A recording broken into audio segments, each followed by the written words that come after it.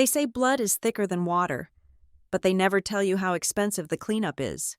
I watched my 17-year-old daughter sob over the crushed metal of the $15,000 car we had scraped for years to buy. My brother had destroyed it in minutes, but the real wreckage wasn't the Honda. It was the fallout that followed when my father finally decided which one of his children was actually worth saving.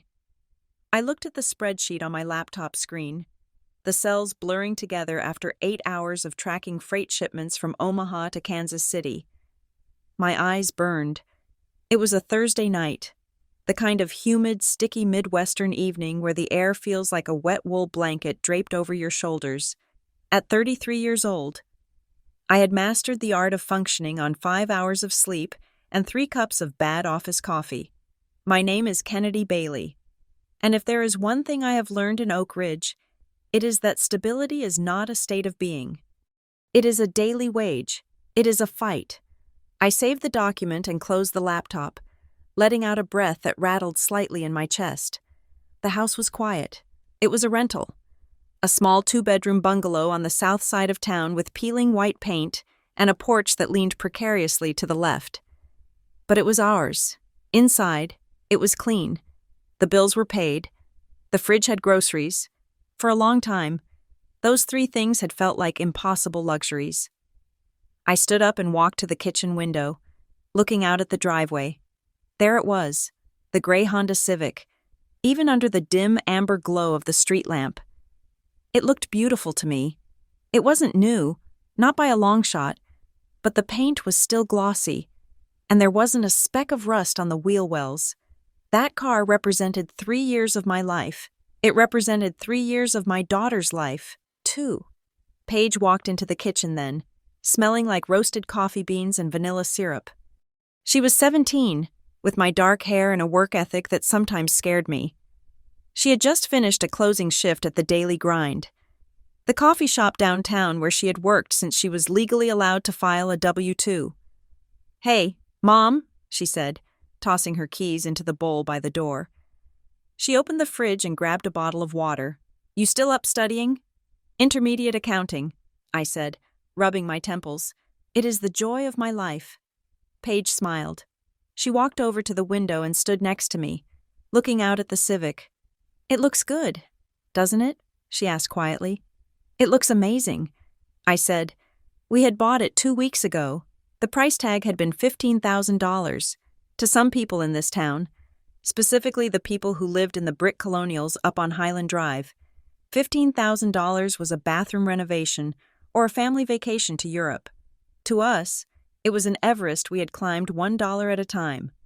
I thought about the envelope Paige used to keep in her sock drawer. Every week for 2 years. She had cashed her tips and put the money in there. 5s, 1s, the occasional 10. She skipped movie nights. She skipped buying the trendy jeans her friends wore. She saved because she wanted to commute to the community college in the fall without relying on the unpredictable city bus system. And because she knew I couldn't afford to buy her a car on my own, I had matched her, dollar for dollar, skimming from the grocery budget, picking up overtime shifts at the logistics firm, and saving the small quarterly bonuses I got for not screaming at incompetent truck drivers. The final chunk had come from my mother, when she passed away 4 years ago. There was a small life insurance policy. It wasn't much, barely enough to cover the funeral and pay off her medical bills, but there had been a few thousand left over. I had buried that money deep in a savings account, terrifyingly afraid to touch it, waiting for an emergency. Buying that car was the first time I felt like I wasn't just surviving. I was providing. "You ready for the barbecue tomorrow?" Paige asked, leaning her head on my shoulder. I stiffened slightly. Just the mention of going to my father's house made my stomach turn over. "Grandpa said he got brisket," Paige added, "trying to sell it, and Uncle Mason is supposed to be there." "That is exactly what I'm worried about," I said, turning away from the window to wipe down the already clean counter. "Don't be like that," Paige said. "Mason is fun. Mason is a 32-year-old teenager." I corrected, but I couldn't deny the dynamic. Paige loved him. Everyone loved Mason. He was my younger brother, and he had been born with a smile that could disarm a traffic cop. He was the kind of guy who would borrow $20 from you, spend it on beer, drink the beer with you, and by the end of the night, you would feel like you owed him money. He worked on and off for our father. Russell, Dad owned Bailey Heating and Cooling, a business he had built from the ground up. It was a solid, blue-collar empire that kept the lights on and the beers cold. And for as long as I could remember, the business, and my father's pride, had revolved around Mason. Mason was the heir apparent, the prince who was always late to the coronation. I, on the other hand, was the spare part, the responsible daughter who didn't need checking on because Kennedy always figures it out. "We will go," I said, "but we are taking the Civic. I am not driving that beat-up van of mine if I don't have to." Paige grinned. "Deal. I get to pick the music." The next afternoon was hot, the sun baking the asphalt of Oak Ridge until you could see heat waves shimmering off the road. I let Paige drive. She was careful behind the wheel, checking her mirrors religiously, using her turn signal 500 feet before the turn. She drove like someone who knew exactly how much every bolt and panel of the car cost. We pulled up to my father's house around 1 o'clock. It was a nice place, a ranch-style home with a manicured lawn that Russell tended to with more affection than he had ever shown his children.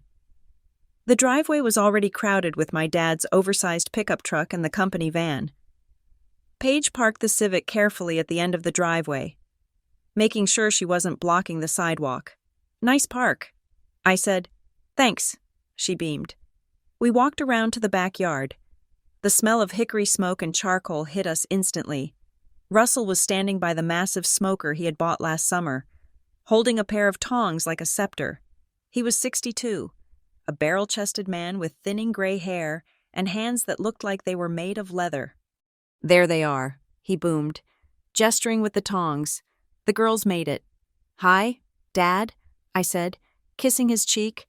He smelled like barbecue sauce and Old Spice.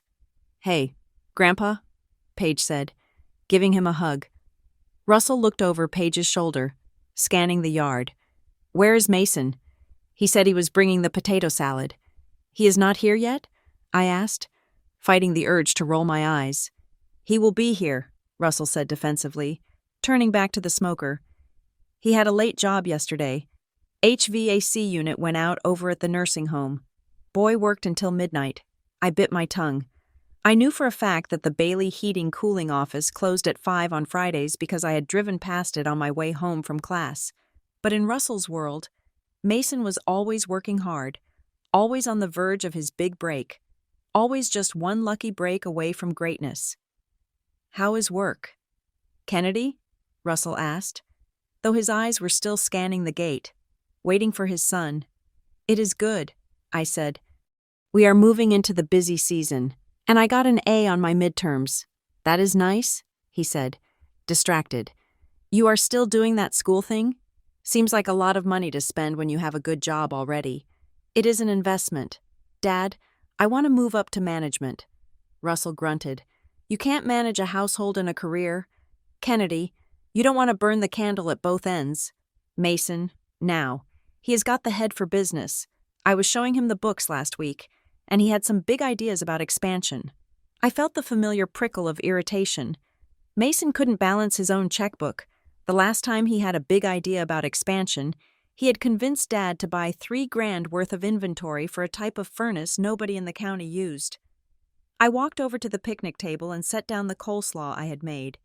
Paige was already on her phone, texting her friends, probably sending photos of the food.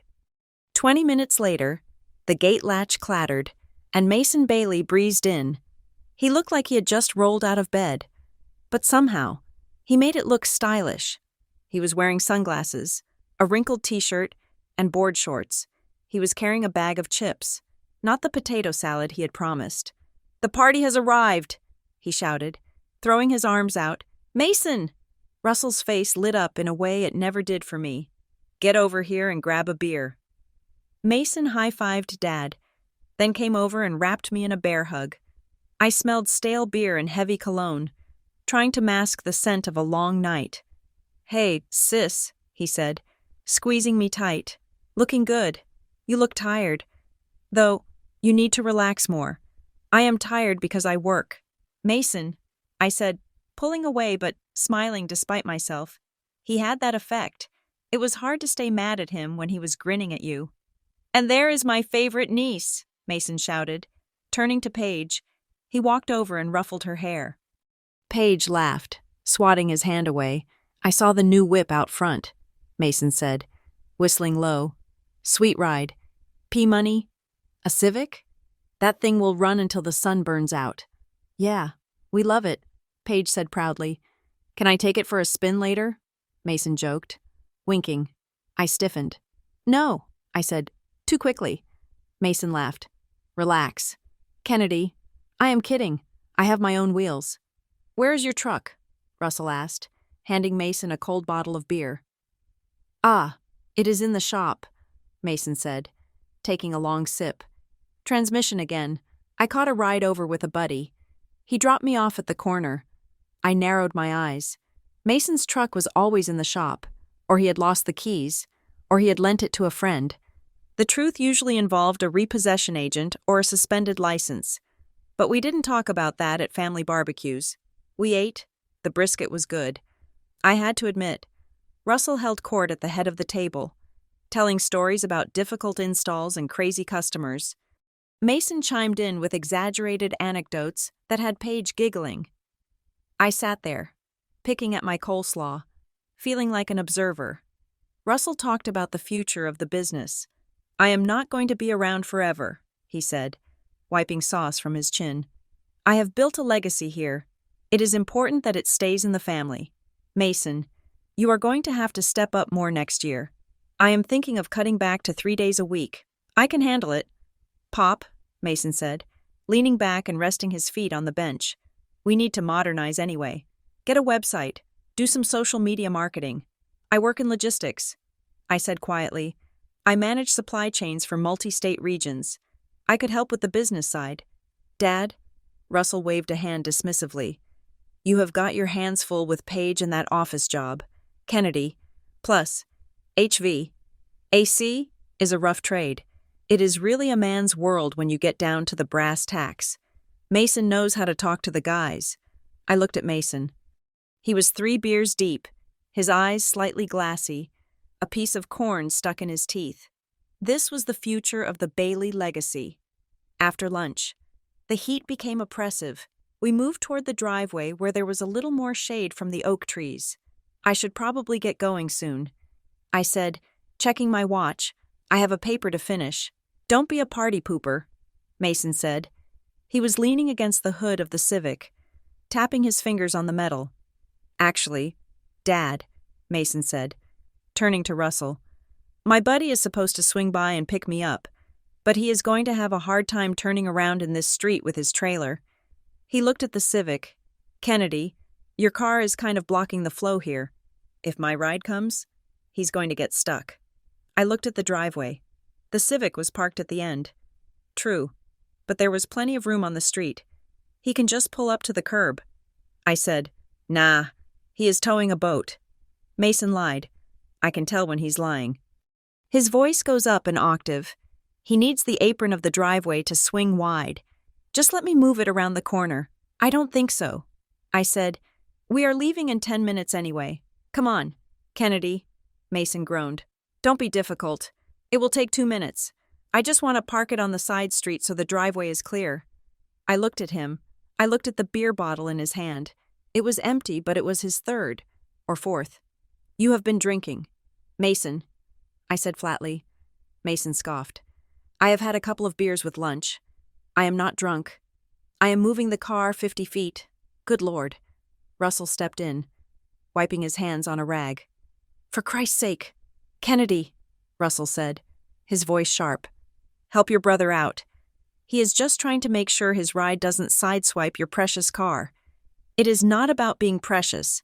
Dad, it is about liability. And he has been drinking. You are being dramatic about everything as usual. Russell snapped. He drove me crazy with that phrase. Anytime I had a boundary, I was being dramatic.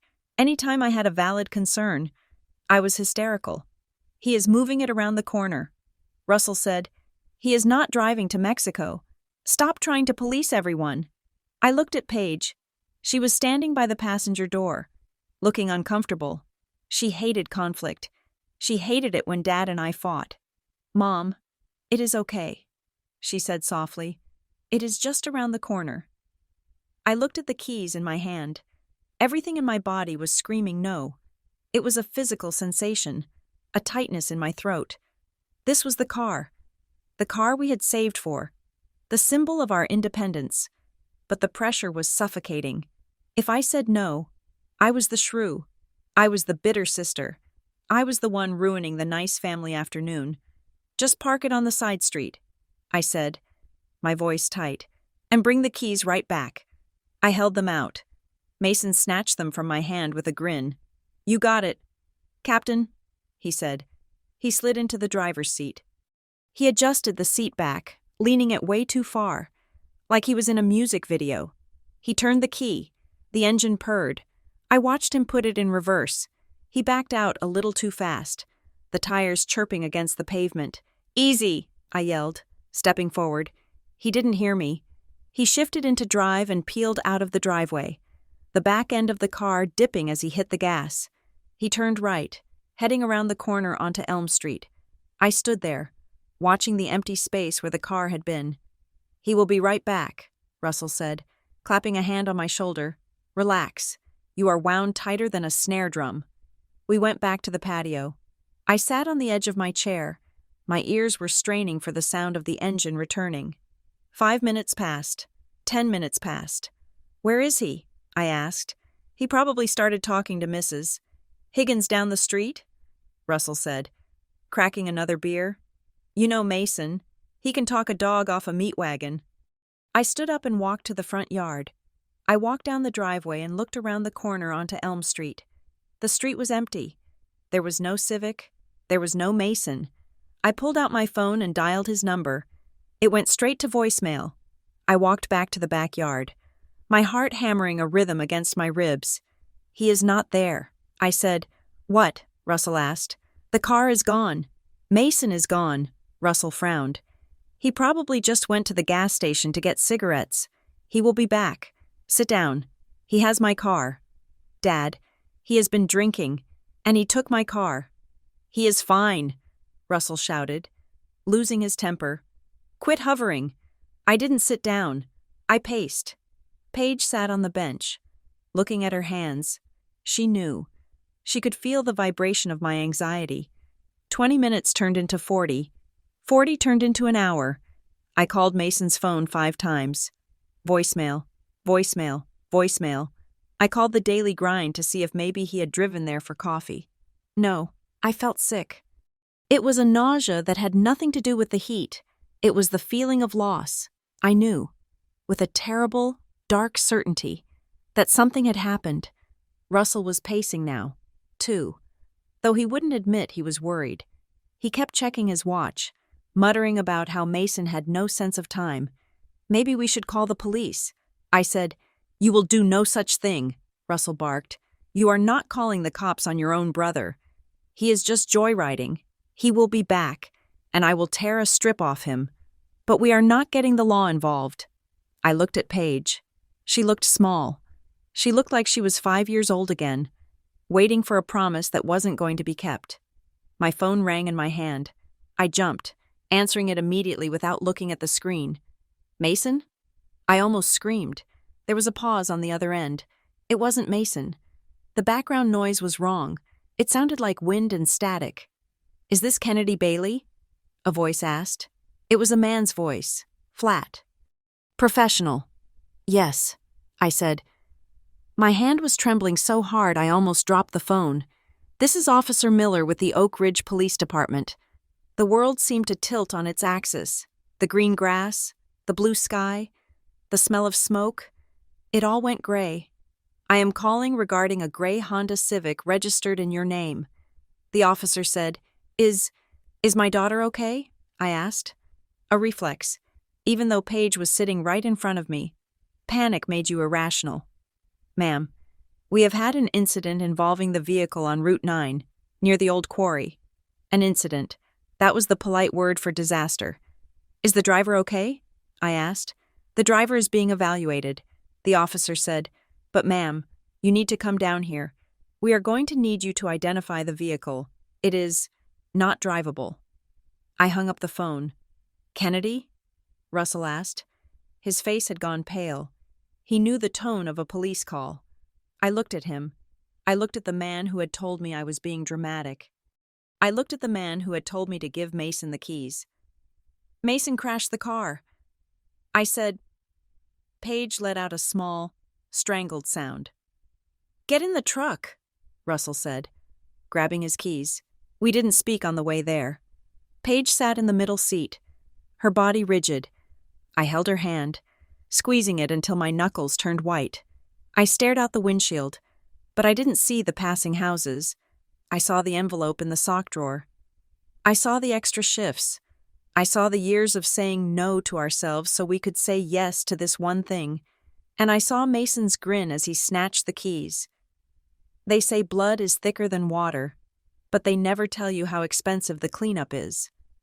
I watched my 17-year-old daughter sob over the crushed metal of the $15,000 car we had scraped for years to buy. My brother had destroyed it in minutes. But the real wreckage wasn't the Honda. It was the fallout that followed when my father finally decided which one of his children was actually worth saving. The drive to the police impound lot was a blur of gray asphalt and green highway signs that I could not read. My father drove his truck with a white-knuckled grip on the steering wheel, staring straight ahead, his jaw set so hard a muscle feathered in his cheek. Paige sat between us on the bench seat, her knees pulled up to her chest, making herself as small as possible. She was vibrating. I could feel the tremors passing through her arm where it pressed against mine. I stared out the window, counting telephone poles to keep from screaming. 1, 2, 3. My mind was running a frantic ledger. If the car was scratched, we could buff it out. If the bumper was dented, we could live with it. I had $500 in my emergency fund. I could stretch that. I could pick up extra shifts. As long as the engine ran, as long as the frame was straight, we could fix this. We pulled up to the impound lot, a desolate stretch of gravel surrounded by a chain-link fence topped with razor wire. It sat behind the municipal garage, smelling of diesel fumes and cold. Wet dust. A police cruiser was parked near the gate, its lights off now. Looking dormant and heavy, Russell killed the engine. The silence that filled the cab was sudden and ringing. Stay here, he said to Paige. No, I said, my voice sounding rusty. She comes with us. It is her car. Russell looked at me, his eyes narrowing. She does not need to see this. Kennedy, she paid for it. Dad, she comes. I opened the door and climbed down, offering a hand to Paige. She took it, her fingers ice cold despite the summer heat. We walked toward the small portable building that served as the office, but Officer Miller met us outside. He was a young man, thick-necked and serious, holding a clipboard like a shield. Mr. Bailey? He asked, looking at my father. That is me, Russell said, stepping forward. His chest puffed out slightly in that way men do when dealing with authority. Where is the boy? Is he all right? Mason Bailey was released on his own recognizance about 20 minutes ago. The officer said. He called a cab. He is physically unharmed. Thank God.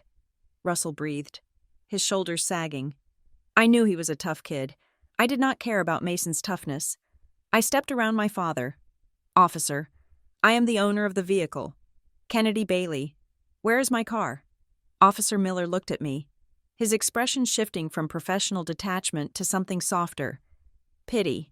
I hated it instantly. Ms. Bailey, he said, the vehicle is in the holding yard. You can view it to confirm the contents, but I have to warn you. The damage is extensive. Show me, I said. We walked past the portable building, through a secondary gate. The yard was filled with the sad skeletons of automobiles, cars with smashed hoods, trucks with caved-in doors, motorcycles that looked like twisted paper clips. Then I saw it. It was sitting near the back fence. At first, my brain refused to recognize it. The shape was wrong. The geometry was impossible. The front end of the Honda Civic was gone. It was simply gone. The hood was crumpled like a piece of tinfoil that had been crushed in a giant fist. The engine block had been pushed back, shattering the firewall. The windshield was a spiderweb of white cracks, completely opaque except for a small hole where something, maybe a piece of the dashboard, had punched through. The airbags hung from the steering wheel and passenger side like deflated, dirty balloons. "Oh my God," Paige whispered. The sound was ripped out of her. She stopped walking, her hands flying up to cover her mouth. It did not look like a car. It looked like violence frozen in metal. I stared at the passenger side door. It was buckled outward. If anyone had been sitting there, they would be dead. If Paige had been in the car, my knees felt like water. I reached out and grabbed the chain-link fence to steady myself. The metal bit into my palm, grounding me. Paige let out a sob, a jagged, wet sound that broke the stillness of the yard. She rushed forward a few steps, then stopped, as if afraid to touch the corpse of her dream. She turned and buried her face in my shoulder, weeping uncontrollably. I held her. I wrapped my arms around her shaking body and stared over her head at the wreckage. I needed to cry. I wanted to fall to the ground and scream until my throat bled. But I couldn't. I was the mother. I was the anchor. If I broke now, Paige would drown. So I swallowed the scream. I turned it into a cold, hard knot in the pit of my stomach. "How did this happen?" I asked the officer. My voice was steady. It did not sound like my voice. "He was traveling eastbound on the access road near the quarry," Officer Miller said, consulting his clipboard. "Witnesses state the vehicle was traveling at a high rate of speed. He lost control on the curve, jumped the curb, and impacted a concrete retaining barrier. The concrete barrier, Mason had hit a wall. Was he hurt?" I asked again, looking at the devastation. It seemed impossible that anyone could walk away from that. The officer shook his head. "Lucky, very lucky. The airbags deployed properly. He had some bruising from the seatbelt and a small laceration on his forehead, but he refused medical attention at the scene." I looked at the car again. $15,000, 3 years of tips, 3 years of overtime, my mother's life insurance. Gone. Just gone. "Officer," I asked, dread coiling in my belly. "Was he alone?" "Yes, ma'am. And was he sober?" The silence that followed was heavy. I felt Russell shift beside me. "Now, Kennedy," Russell started, his voice warning. "Officer?"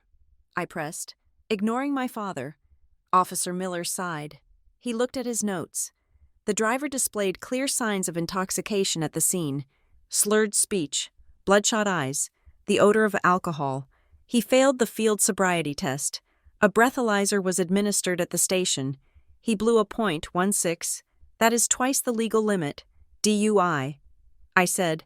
The letters tasted like ash. "Yes, ma'am," the officer said.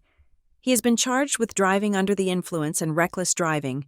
His court date is set for next month." I closed my eyes. A DUI. My mind raced to the insurance policy. I had spent hours on the phone with the agent when we bought the car, making sure we had the right coverage. Comprehensive. Collision. I wanted Paige to be safe, but I remembered the fine print. I remembered the warnings about authorized drivers. I remembered the clauses about criminal acts. "He is not on my policy," I said, opening my eyes. "He is an excluded driver because he does not live with me, and he was drunk." Officer Miller looked at the ground, then back at me. "I am not an insurance adjuster, Ms. Bailey, but in my experience, if an unlisted driver is intoxicated and totals the vehicle, coverage is usually denied." I felt the blood drain from my face. If the insurance denied the claim, we got nothing. Zero. We still owed nothing because we paid cash. But the asset, the $15,000, was vaporized. Russell stepped forward then.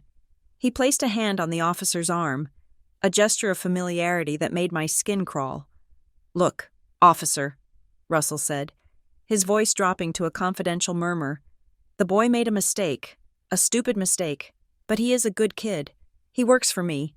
He has a future. Is there any way we can keep this off the official record? You know how it is. A DU. I follows a man for a long time. I stared at my father. I could not believe what I was hearing. Dad, I said, my voice rising. Look at the car. Russell ignored me. He was focused on the officer, putting on his best good old boy charm. We can handle the damages internally.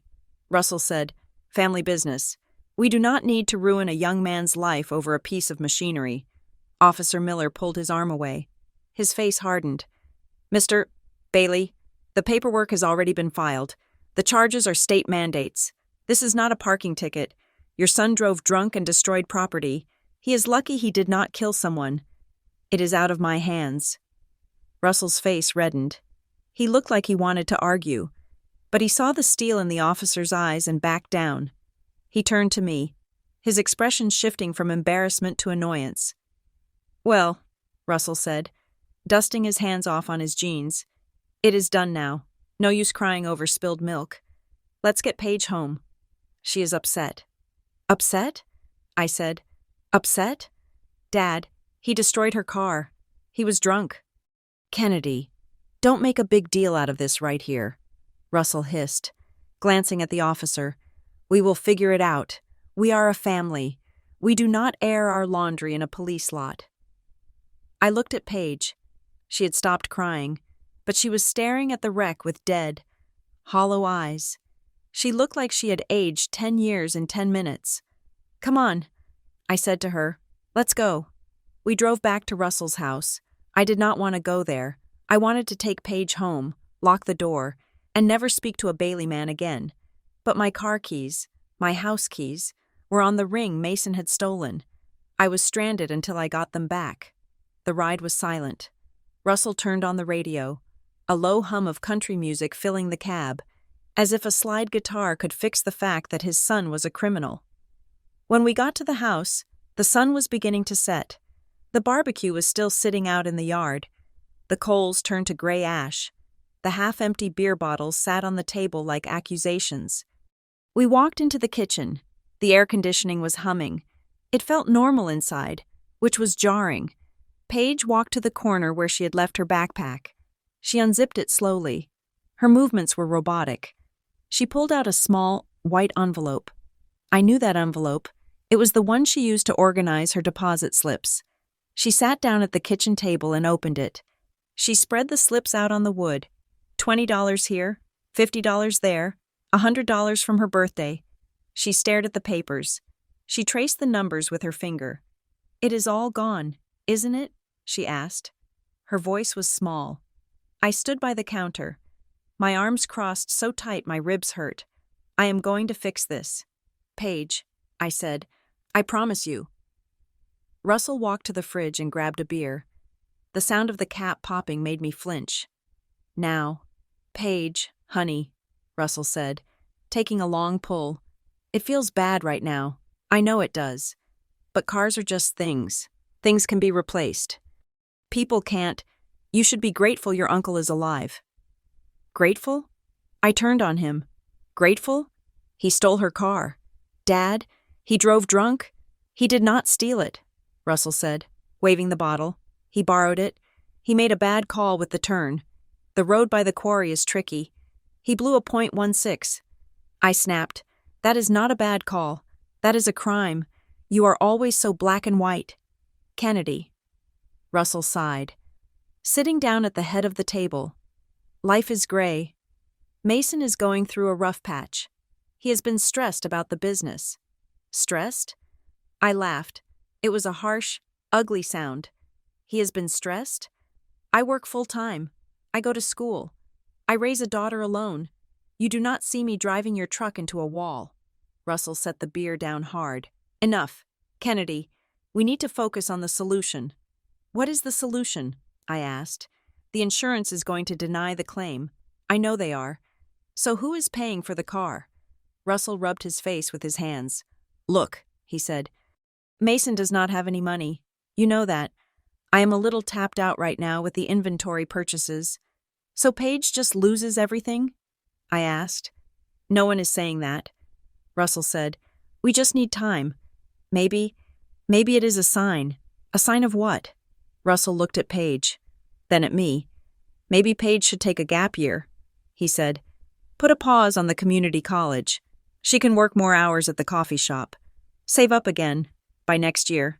Mason will be back on his feet, and maybe he can chip in. We can rebuild the pot. It builds character to work for what you want. The room seemed to tilt. I stared at my father.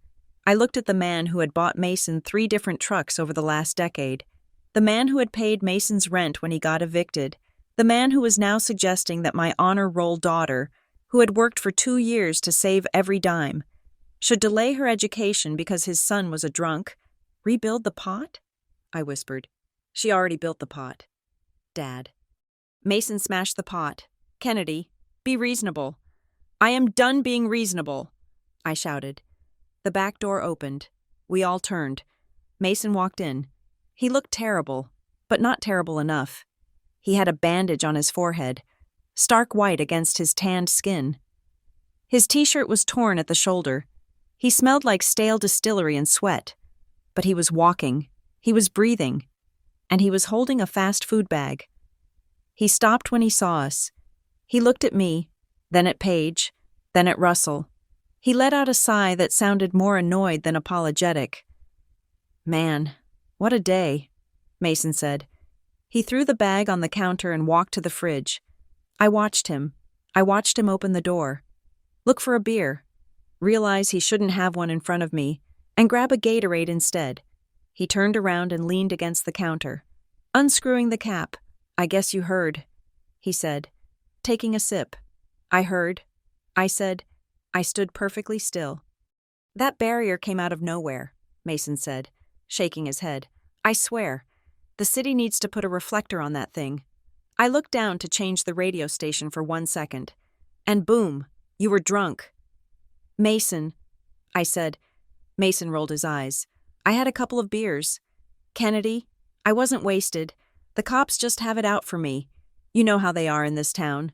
If your last name isn't on a plaque at the library, they nail you. You blew twice the legal limit. I said.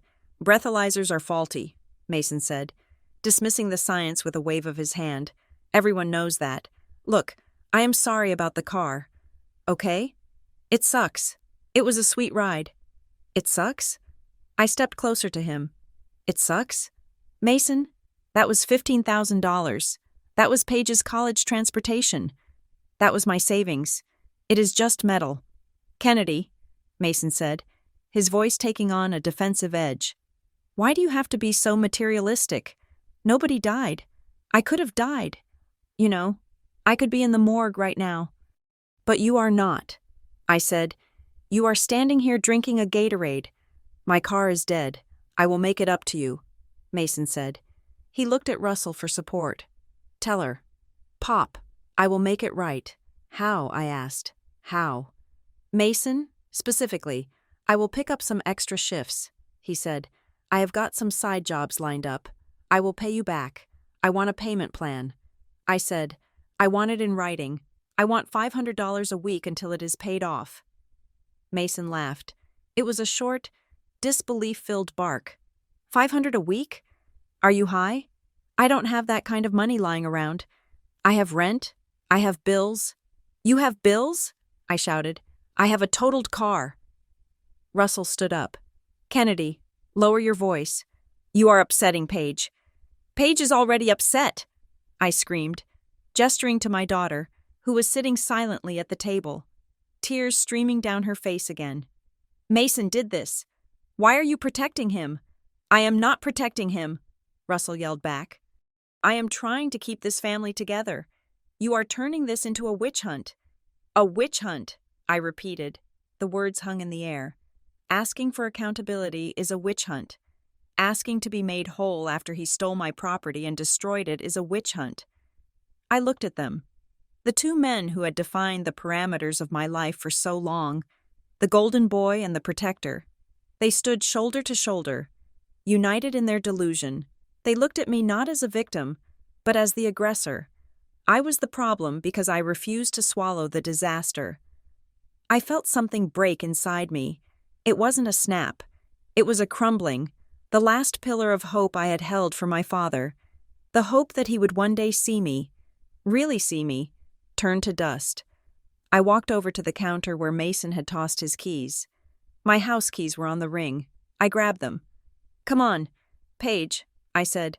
"Kennedy, don't walk out like this," Russell said. His voice shifted, trying to pull me back into the fold. "Let's sit down, have some dinner. We can work this out." "There is nothing to work out," I said. I walked to the table and grabbed Paige's hand. She stood up, clutching her envelope of worthless deposit slips to her chest. We walked to the door. "Kennedy," Mason called out, "you are seriously going to leave? Over a car?" I stopped. I turned back one last time. "It is not about the car, Mason. It never was." I opened the door and we walked out into the humid night. The air felt heavy, but leaving that house felt like surfacing from deep water. We walked to my beat-up van parked on the street. I had left it there earlier. Thank God I hadn't parked it in the driveway, or Mason probably would have crashed that too. We got in. The engine cranked and whined before catching. I pulled away from the curb. I drove 2 blocks before I had to pull over. My vision was swimming. I parked under a street lamp and put the hazard lights on. I leaned my forehead against the steering wheel and let out a long, shaky breath. I wasn't crying. I was too angry to cry. I was vibrating with a rage so pure it felt like rocket fuel. "Mom?" I turned to look at Paige. She was staring out the window at the dark houses passing by. She looked so young. "I am sorry, honey," I said. "I am so sorry." Paige turned to look at me. Her eyes were red, but her voice was steady. "Mom," she whispered, "I don't care about the car. I mean, I do, but—" She looked down at her hands. Uncle Mason didn't even say sorry. Not once. He just talked about the barrier. I reached out and took her hand. "I know," I said. "And Grandpa, he just wanted us to be quiet." I squeezed her hand. "I know." I put the van back in gear. I looked at the road ahead. It was dark, and the pavement was cracked. But I could see where I was going. "We are not going to be quiet. Paige," I said. "Not this time." I drove us home, leaving the Bailey men to their beers and their lies, knowing that the war had just begun. The following Monday morning arrived with the subtlety of a sledgehammer. I was sitting at my desk at the logistics firm, staring at a spreadsheet of shipping manifests, but the numbers kept swimming in front of my eyes. My phone lay next to my keyboard, a silent grenade waiting to go off. When it finally buzzed, the screen flashed the name of the insurance adjuster. I took a deep breath, picked it up, and walked into the break room, closing the door behind me. "This is Kennedy," I said. "Ms. Bailey, this is Mark from State Farm," the voice on the other end said. He sounded tired, like a man who spent his entire life delivering bad news. "I have finished my review of the claim regarding the Honda Civic." "And?" I asked, leaning against the vending machine. "I am afraid we are going to have to deny the claim." "Ms. Bailey," I closed my eyes. I knew it was coming, but hearing it out loud felt like being punched in the stomach. "Can you explain why?" I asked, keeping my voice steady. "The driver, Mason Bailey, was not listed on your policy," Mark explained. "While we typically cover permissive drivers, there is a clause regarding criminal acts and intoxication. Given the police report indicates the driver was under the influence and charged with a DUI. And considering he is a family member who had regular access to the keys but was unlisted, the underwriters have rejected the coverage." "So that is it?" I asked. "I am just out $15,000? "I am sorry," he said. "You are liable for the loss. Additionally, since the vehicle is a total loss and we are not covering it, you will need to arrange for it to be moved from the impound lot. We will not be covering the storage fees." Storage fees. I had forgotten about those. I hung up the phone and immediately dialed the impound lot. $75 a day, the clerk told me, chewing gum loudly in my ear, plus the tow fee of $250. It has been there 3 days. "Honey, you are looking at nearly $500 just to get it out." I did the math in my head. $500 to retrieve a twisted pile of metal that was worth nothing. If I left it there, they would eventually auction it for scrap and bill me for the difference. I sat down at the break room table and put my head in my hands. I felt like the walls were closing in. It was not just the money, it was the sheer injustice of it. I was paying for the tow. I was paying for the storage. I was paying for the car. Mason was paying for nothing. Everything okay? I looked up. It was Sarah, one of the dispatchers. She was a woman in her 50s who had survived 2 divorces and raised 3 boys on her own. She had a way of cutting through the noise. "My brother totaled my car," I said, rubbing my temples. "Drunk driving. Insurance just denied the claim." Sarah let out a low whistle as she poured herself a cup of coffee. "That is rough," she said. "Is he paying you back?" "He says he will," I said. "Eventually, when he gets on his feet, which, historically speaking, means never." Sarah sat down across from me. She took a sip of her coffee and looked me dead in the eye. "Kennedy, you seem like a nice girl," she said. "You work hard. You take care of your kid. But you need to stop being a doormat." "I am not a doormat," I said defensively. "If you are waiting for a junkie or a drunk to develop a conscience, you are going to be waiting until the sun burns out," she said. "My ex-husband borrowed $10,000 from my dad 20 years ago, said he would pay it back when his business took off. You know what happened? He bought a boat, and my dad died with $10,000 less in his retirement fund." I looked at her. "Get a lawyer." Sarah said, "It is my brother." "Sarah, that makes it worse," she said.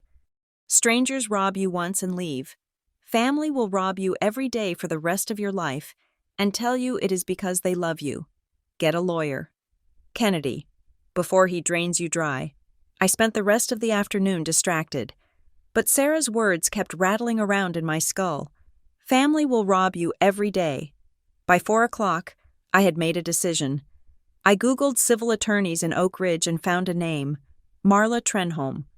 Her website was basic, no flashy graphics, just a photo of a woman with sharp glasses and a bio that mentioned 30 years of family law and civil litigation. I called and got an appointment for Wednesday afternoon. The next 2 days were a blur of bill collectors and silence from my family. Mason did not call. Russell did not call. I paid the impound fee with my credit card, $525 I did not have, and had the wreck towed to a scrapyard that gave me $200 for the metal. Net loss, $325, plus the car. When I walked into Marla Trenholm's office on Wednesday, I was carrying a heavy tote bag filled with every financial document I could find. The office smelled like old paper and lemon polish. Marla was smaller than I expected, but she had a presence that filled the room. "Sit down." "Kennedy," she said, gesturing to a leather chair. "Tell me what happened." I told her everything. The car, the savings, the barbecue, the keys, the crash, the insurance denial. When I finished, she leaned back in her chair and tapped a pen against her chin. "It is a straightforward civil tort," she said. "He took your property. He was negligent. He destroyed it. You can sue him for the value of the car, the loss of use, the towing fees, and court costs. But he has no money." I said, "That is what my dad keeps saying. If I sue him, I am just squeezing water from a stone." Marla smiled, a thin, shark-like expression. "People who claim they have no money often have assets they do not talk about," she said. "Wages can be garnished. Tax returns can be intercepted. Future inheritance can be attached. A judgment is valid for 10 years. Kennedy, and it can be renewed. Even if he cannot pay you today, you can make sure that the moment he gets a legitimate paycheck, you get your cut." She paused, looking at the tote bag I had placed on the floor. "What is in the bag?" she asked. "I brought everything," I said. "My bank statements showing the withdrawal for the car, the title, and some old papers from my mom's estate. I wasn't sure if they were relevant." Marla frowned. "Your mother's estate? Why would that be relevant?" I explained how we used a small portion of my mom's life insurance to buy the car. "Let me see those," she said. I pulled out the dusty accordion folder I had kept in the back of my closet since Mom died 4 years ago. I handed her the stack of papers. Marla put on her reading glasses and started flipping through them. She was silent for a long time. The only sound in the room was the ticking of the grandfather clock in the corner. "Kennedy," she said finally, looking up, "who handled the probate for your mother?" "My dad." I said, "Russell. He was the executor. And how was the insurance money distributed?" "Mom had a policy for $50,000. I said, "Dad said half went to him, and the other half was split between Mason and me. 12,500 each. I put mine in savings. Mason? Well, Mason spent his—" Marla pulled a sheet of paper from the stack. "That is interesting," she said, "because according to this beneficiary statement from the insurance company, the policy was not for $50,000. It was for $75,000. I stared at her. "What?" "And," she continued, tracing a line with her finger, "the beneficiary designation wasn't a three-way split.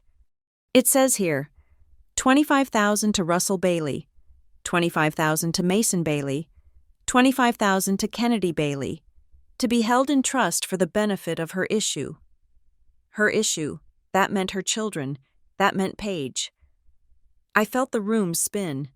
"Wait," I said, my voice trembling. "You are saying there was $25,000 for Paige?" Marla nodded. "It appears so.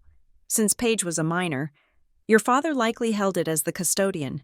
Do you have any records of a custodial account?" "No."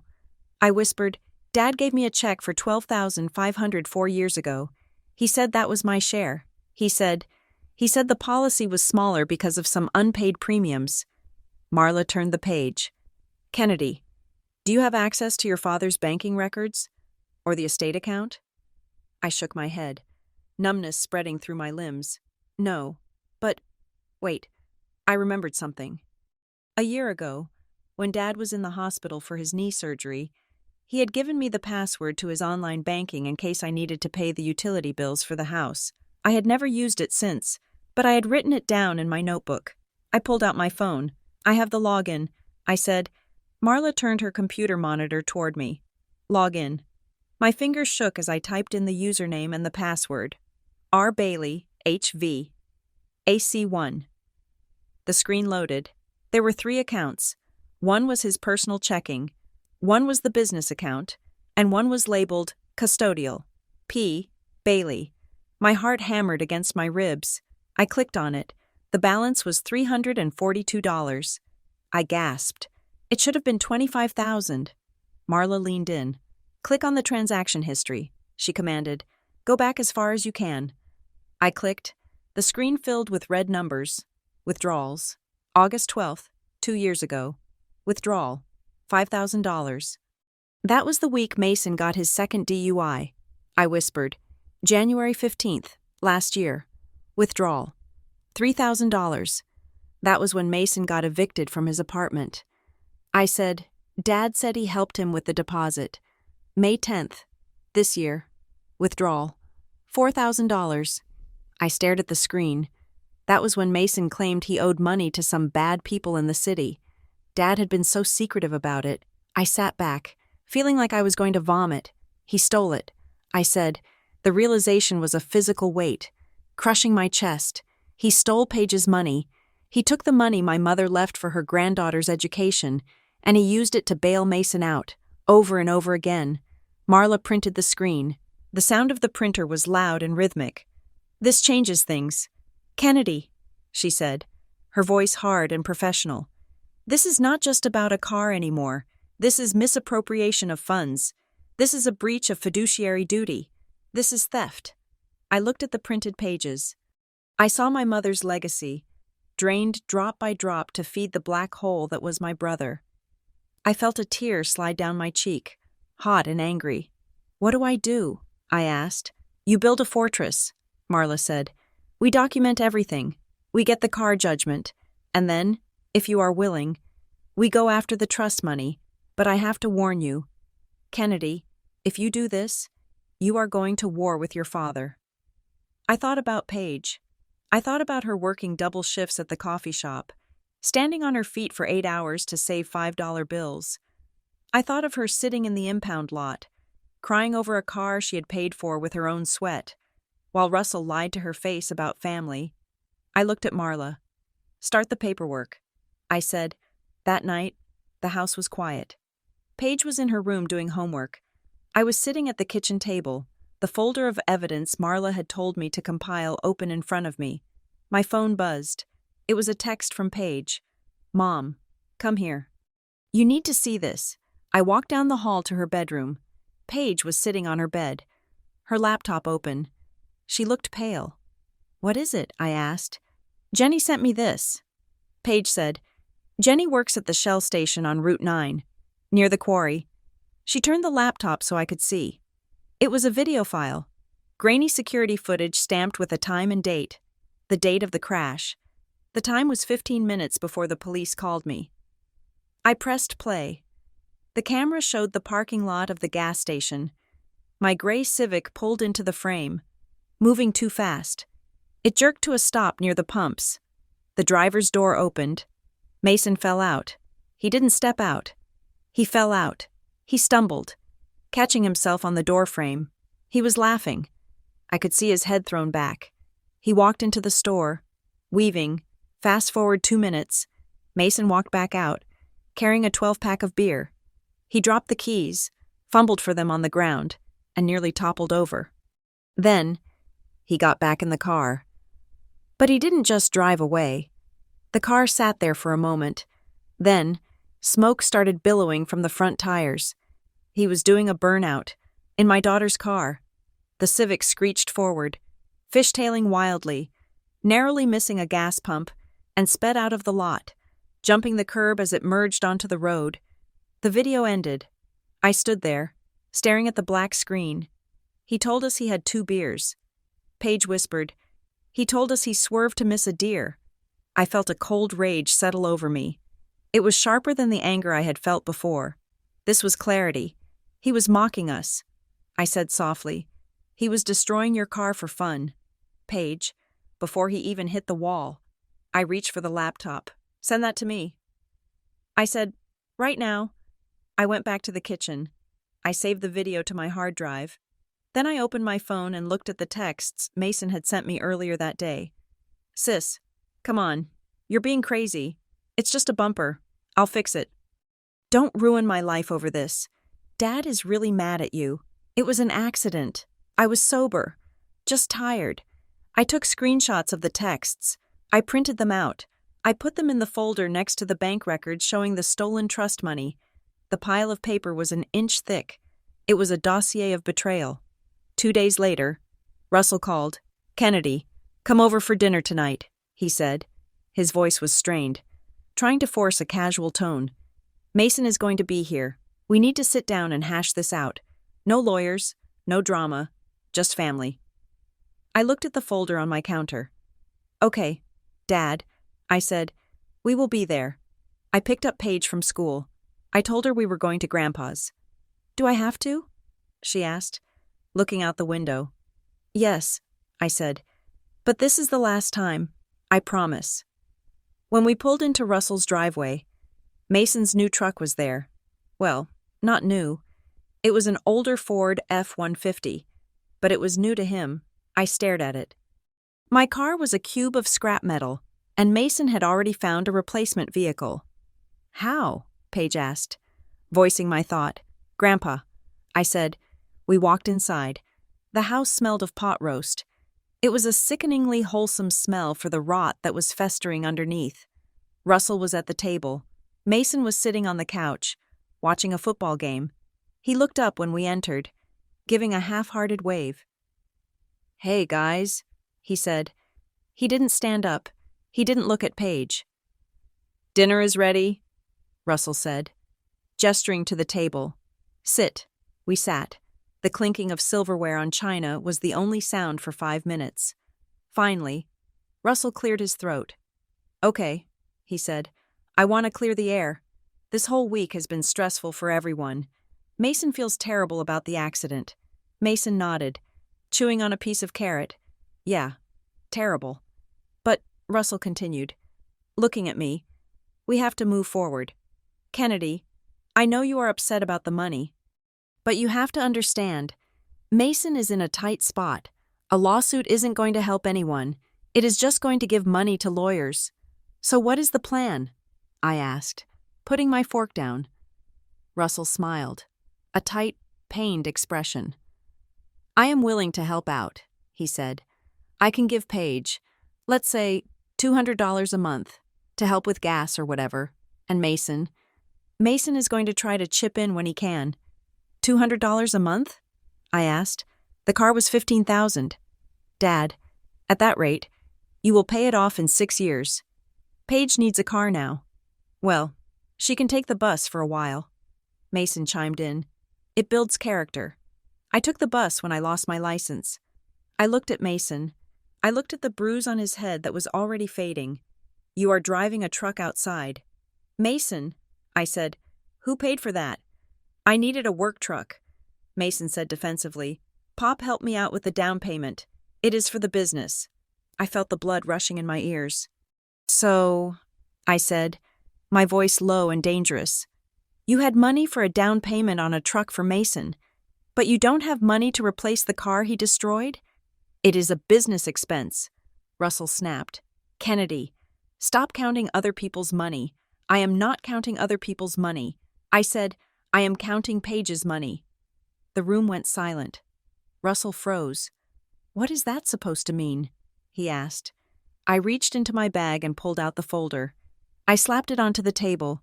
It landed with a heavy thud. I opened it to the page with the bank transactions. I spoke to a lawyer. Dad, I said, and we looked at the estate records. Russell's face went white. It was instant. The color just drained out of him. Kennedy, he started, $25,000. I said, Mom left $25,000 for her grandchildren. For Paige. Where is it? Dad? I stared at him. Where is the money? Russell sputtered. He looked at Mason, then back at me. I moved it, he said. I invested it, to keep it safe. I flipped the page to the withdrawal history. Invested it in Mason's DUIS? I asked. Invested it in his rent? Invested it in his gambling debts? Mason stood up. Hey, watch your mouth. You watch yours, I shouted. Standing up to meet him. You spent your niece's college fund. Mason, you drank it away. I did not know it was her money, Mason yelled, looking at Russell. Pop just said he had it covered. Russell slammed his hand on the table. Enough, he roared. He stood up, his chest heaving. He pointed a shaking finger at me.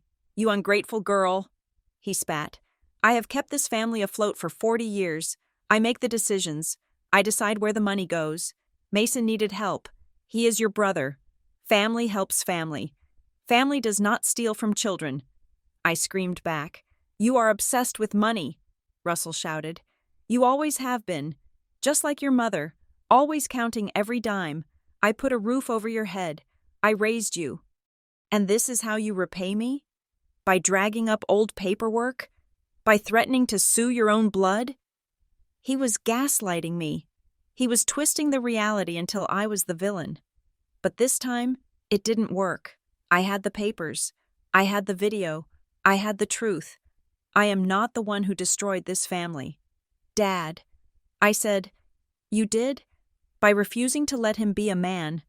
I turned to Paige. She was crying silently, her hands over her ears. Get your things. Paige, I said. We are leaving, Russell commanded. Sit down. Kennedy, we are not done. We are done, I said. I picked up the folder.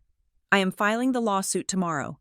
Dad, against Mason for the car, and I am filing a petition for an accounting of the trust. I am going to get every cent back for her. You do that, Russell hissed, his eyes cold and hard. And you are no daughter of mine. You will lose this family. I looked at him. I looked at the fear in his eyes, the fear of a man who knows his secrets are out. I lost this family a long time ago. I said, I just didn't realize it until tonight. I took Paige's hand. We walked out of the kitchen, past the living room, and out the front door. Mason shouted something after us, something about me being a traitor, but I didn't look back. We got into the van. My hands were shaking so hard I couldn't get the key in the ignition at first. "Mom?" Paige whispered. I took a deep breath. I forced my hands to still. I started the car. "Did Grandpa really take my college money?" she asked. I looked at her. I couldn't lie to her anymore. The days of protecting her from the truth were over. "Yes," I said. "He did." Paige looked out the window at the house where she had spent every Christmas, every birthday. "I hate him," she said. I didn't scold her. I didn't tell her not to say that. I just put the van in drive and pulled away. As we drove through the dark streets of Oak Ridge, a strange feeling washed over me. The panic was gone. The confusion was gone. I felt light. It was the lightness of burning a bridge that led to nowhere. I realized then that I wasn't just fighting for $15,000. I wasn't even just fighting for the trust fund. I was fighting to break the pattern. If I didn't draw a line in the dirt right now, Paige would grow up thinking this was love. She would grow up thinking that love meant letting men wreck your life and thanking them for it. I wasn't going to let that happen. I reached over and squeezed Paige's hand. "We are going to be okay," I said.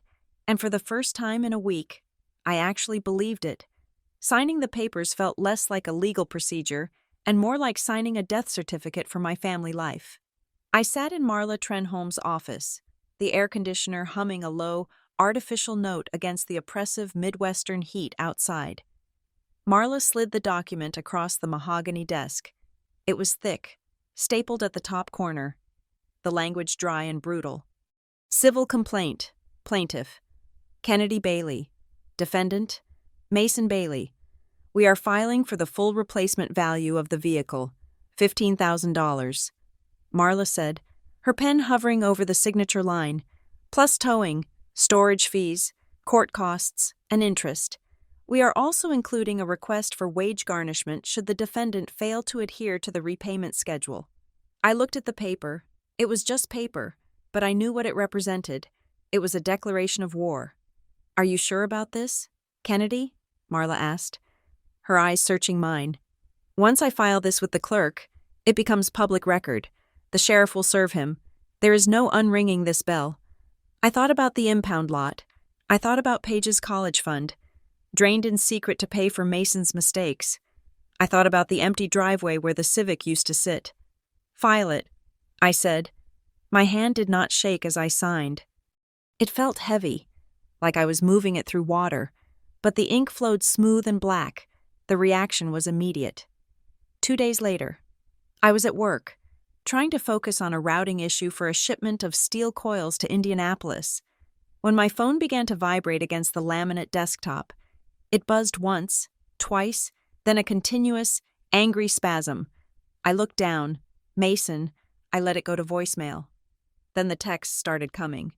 "You actually sued me? Are you insane? I just got served at work. Kennedy. Everyone saw. Thanks a lot. You are a traitor. You are ruining my life over a stupid car. Dad is going to flip. You better drop this before you lose the whole family." I turned the phone over, face down. The word traitor burned in my mind. It was Mason's favorite defense mechanism. If you held him accountable, you were betraying him. If you asked for what was yours, you were greedy. He had weaponized loyalty until it meant nothing but submission. I did not reply. Marla had been clear. Do not engage. Let the lawyers talk. Russell did not call. His silence was heavier than Mason's noise. For 3 days, I heard nothing from my father. He stopped dropping by the house to see Paige. He stopped sending his usual forwarded jokes via email. Then, on Friday night, an email arrived. The subject line was simply, "Disappointed." I opened it, sitting at the kitchen table while Paige was in the shower. "Kennedy," it read, "I am writing this because I do not trust myself to speak to you in person right now. I am deeply disappointed in the path you have chosen. We are Baileys. We handle our problems in-house. Dragging outsiders and courts into family matters is a disgrace. Mason is your brother. He is struggling, and instead of helping him up, you are kicking him when he is down." I scrolled down, my stomach tightening. You need to think long and hard about where your priorities lie. If you proceed with this lawsuit, You are sending a clear message that you do not value this family. And I have to tell you, Kennedy, actions have consequences. This will affect how I look at my estate planning. It will affect how things are divided when I'm gone. I cannot trust a legacy to someone who attacks her own blood. He was threatening to disinherit me. It was a clumsy threat, wielding money like a cudgel. But it hurt, not because I wanted his money. I had been supporting myself since I was 20, but because it confirmed what I had always suspected. His love was conditional. It was a currency, and I had just overdrawn my account. I closed the laptop. I did not cry. I felt a cold, hard stone form in the center of my chest. If that was the price of protecting my daughter, I would pay it. The following Tuesday, I picked Paige up from school. Since the crash, I had been driving her everywhere in my rusted cargo van, disrupting my work schedule and her independence. I pulled into the student lot. It was 3 o'clock, and the dismissal bell had just rung. Teenagers were flooding out of the double doors, laughing, shouting, slinging backpacks over their shoulders. I saw Paige sitting on the low brick wall near the entrance. She wasn't looking at her phone. She was watching the parking lot. I followed her gaze. A group of girls she knew, friends she used to drive to the mall, were piling into a bright blue Toyota Corolla. The driver, a girl named Sarah, laughed as she turned the key. Music pumped from the open windows. They peeled out, carefree and autonomous. Paige just watched them, her chin resting on her knees. She looked small. I honked the horn, a pathetic, wheezing sound from the van. Paige looked up, saw me, and her shoulders slumped. She walked over and climbed into the passenger seat. The van smelled of old cardboard and stale heat. "Hey," I said, "how was school?" "Fine," she said, tossing her bag into the back. "You want to get ice cream?" I asked, trying to inject some lightness into the afternoon. "No," she said, "I just want to go home." I pulled out into the traffic. We drove in silence for a mile before Paige spoke. "It is embarrassing." "Mom, I know," I said. "The van isn't cool. I am sorry. It is not the van." She snapped. "It is everything. Everyone knows. In a town this size, everyone knows my uncle got drunk and smashed my car. Everyone knows my grandpa is covering for him. Sarah asked me today if my dad was going to pay for it. I had to tell her I don't have a dad, remember? And the grandfather I do have cares more about Mason's criminal record than he does about whether I can get to college." Her voice cracked on the last word. I gripped the steering wheel. "He cares about you." "Paige." I lied. It was a reflex. Mothers are programmed to protect their children from the failures of their kin. "Don't," she said sharply. "Don't lie for him. He threatened to cut you out of the will, didn't he?" "I saw the email on your laptop." I froze. I hadn't realized she had seen it. "Paige, that was private. It was true.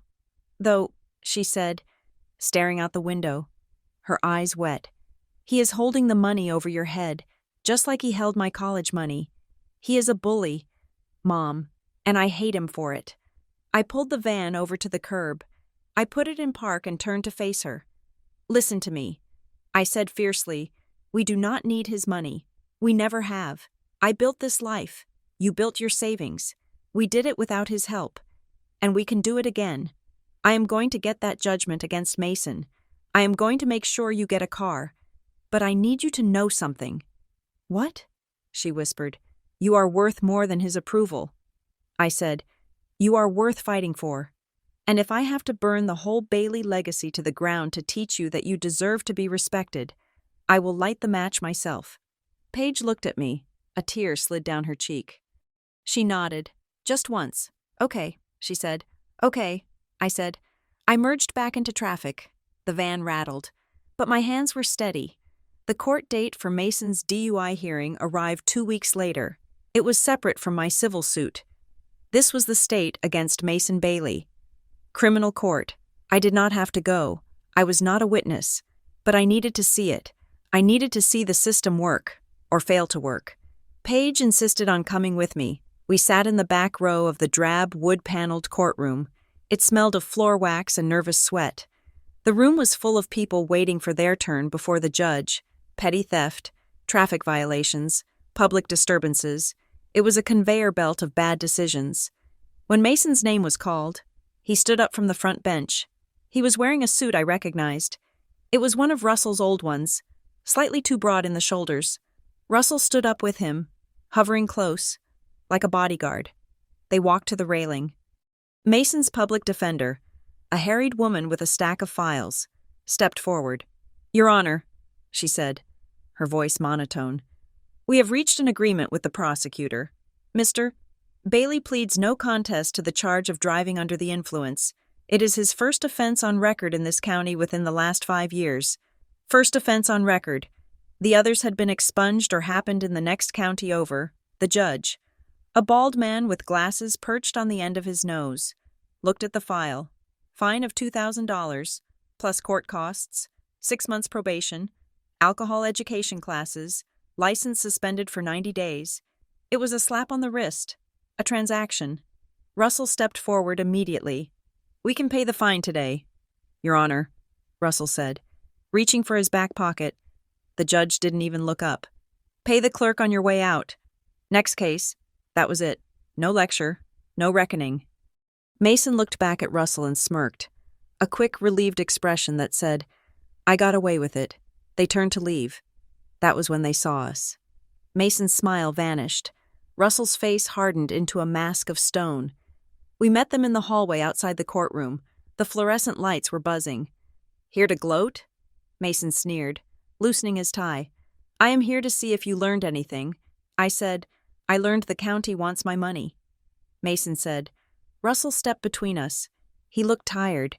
There were new lines around his eyes, and his skin had a gray, papery quality I hadn't noticed before.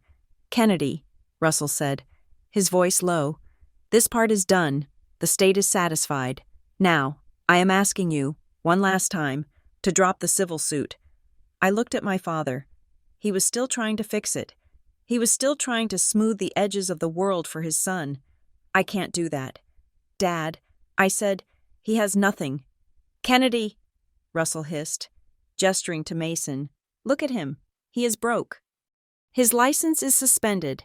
If you get a judgment, it is just a piece of paper. You are never going to see a dime. You are just doing this to be vindictive. I am doing it because Paige deserves justice." I said, "Justice?" Russell scoffed. "This isn't justice. This is you trying to prove a point. You are going to make him desperate, and a desperate man does stupid things." I looked at Mason, who was leaning against the wall, checking his phone. Already bored with the conversation. "Sometimes, Dad," I said calmly, "desperation is the only thing that forces change. You have spent 30 years preventing him from ever feeling desperate. You have cushioned every fall, and look where we are." I pointed to the courtroom doors. "He just walked out of there thinking this was a nuisance fee. He didn't feel a thing because you wrote the check. I am his father," Russell shouted, his voice echoing in the hallway. "It is my job to protect him." "No," I said, "it was your job to raise him. You failed." Russell recoiled as if I had slapped him. "We are seeing you in civil court," I said. I took Paige's arm and we walked away. I could feel Russell's eyes boring into my back, burning like a laser. The civil hearing was 3 weeks later. The atmosphere was different. This wasn't the cattle call of criminal court. This was a smaller room, quieter, a different judge, Judge Hallowell, a woman with sharp silver hair and eyes that missed nothing. I sat at the plaintiff's table with Marla. Mason sat at the defense table. He didn't have a lawyer. He couldn't afford one. And Russell, it seemed, had finally drawn a line at paying for a civil attorney. Or perhaps he just arrogantly assumed they could talk their way out of it. Russell sat in the gallery behind Mason, looking like a coach on the sidelines. Marla was clinical. She laid out the case like a surgeon. "Your Honor, the facts are not in dispute," she began. "On July 14th, the defendant took possession of the plaintiff's vehicle. He drove it while intoxicated. He destroyed it. She submitted the evidence. Exhibit A, the police report. Exhibit B, the insurance denial letter. Exhibit C, the repair estimate declaring the car a total loss. Exhibit D, The towing and storage bills. Exhibit E. My bank statements showing the purchase price of $15,000. Mason sat there, slouching, looking annoyed. When the judge asked him if he disputed the value of the car, he shrugged. It was a used Civic. Your Honor, Mason mumbled. It wasn't a Ferrari. Kelly Blue Book says it is worth maybe 12. We have the bill of sale, Marla countered. And the condition was excellent. Then came the moment I had been waiting for. Your Honor, Marla said, we would like to submit one final piece of evidence regarding the nature of the defendant's negligence. She pulled out her laptop and connected it to the small monitor on the judge's bench. What is this? Mason asked, sitting up straighter. Marla pressed play. The gas station video flickered to life. I watched Mason's back stiffen. I heard Russell gasp from the gallery. They watched Mason stumble out of the car. They watched him buy the beer. And then, in agonizing clarity, they watched him do the burnout, the smoke, the screeching tires, the reckless, arrogant destruction of property before the crash even happened. The courtroom was silent. The judge watched the video twice. Then she looked over her glasses at Mason. Mr. Bailey, she said, her voice like ice. You told the police officer you swerved to avoid a deer. Mason turned red. I might have been confused. Your Honor, the airbag. The video shows you performing a burnout in a gas station parking lot. The judge cut in. That is not confusion. That is wanton disregard for public safety and private property. Mason looked down at his hands. He had no answer. Then Marla called her witness. I call Russell Bailey to the stand, she said. Russell stood up, surprised. He hadn't expected to be part of this. He walked to the witness stand, took the oath, and sat down, smoothing his tie. He looked at me, his eyes pleading. Don't do this. I looked straight ahead. Mr. Bailey, Marla asked, you are the defendant's father? I am, Russell said. And you are the plaintiff's father? Yes. Marla picked up a piece of paper. Mr. Bailey, are you aware that the plaintiff used a portion of her inheritance from her late mother to purchase this vehicle? Objection, Russell blurted out. Relevancy? You are not a lawyer. Mr. Bailey, the judge said, you will answer the question. Yes, Russell said tightly. I am aware. And are you aware that there was a trust fund set aside for your granddaughter, Paige, which was also intended for her education and transportation needs? Russell shifted in his seat. He licked his lips. There was some money. Yes. And where is that money now? Marla asked. Russell looked at Mason. He looked at the judge. It is gone, he whispered. Gone? Marla pressed. Did you spend it on yourself? No, Russell said, offended. I would never. Then where did it go? Russell took a deep breath. He looked at the floor. I used it to help Mason. He had legal troubles a few years ago and some debts.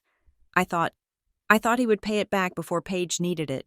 So, Marla said, her voice ringing in the quiet room, you took money belonging to your granddaughter to pay for your son's previous mistakes. And now, when he has destroyed the car bought with the last scraps of that family money, you are asking your daughter to absorb the loss? Russell didn't answer. He couldn't. The truth was laid bare, ugly and undeniable. The judge leaned forward. You may step down. Mr. Bailey, she said. She didn't look at him. She looked at Mason. Stand up, Mr. Bailey. Mason stood up. This is a civil court, the judge said. My job is to determine liability and damages. That part is easy. You owe the plaintiff $15,325. She paused. But I want to say something else. I see a lot of families in this courtroom. I see a pattern here. I see a young man who thinks the rules don't apply to him because someone has always been there to clean up the mess. And I see a father who has loved his son to the point of crippling him. She looked at Russell, who was sitting in the gallery, his head in his hands. You are teaching him the wrong lessons about responsibility, Mr. Bailey, and today, the bill has come due. She slammed the gavel. Judgment for the plaintiff in the full amount. Wage garnishment order is granted effective immediately. If you get a job, Mr.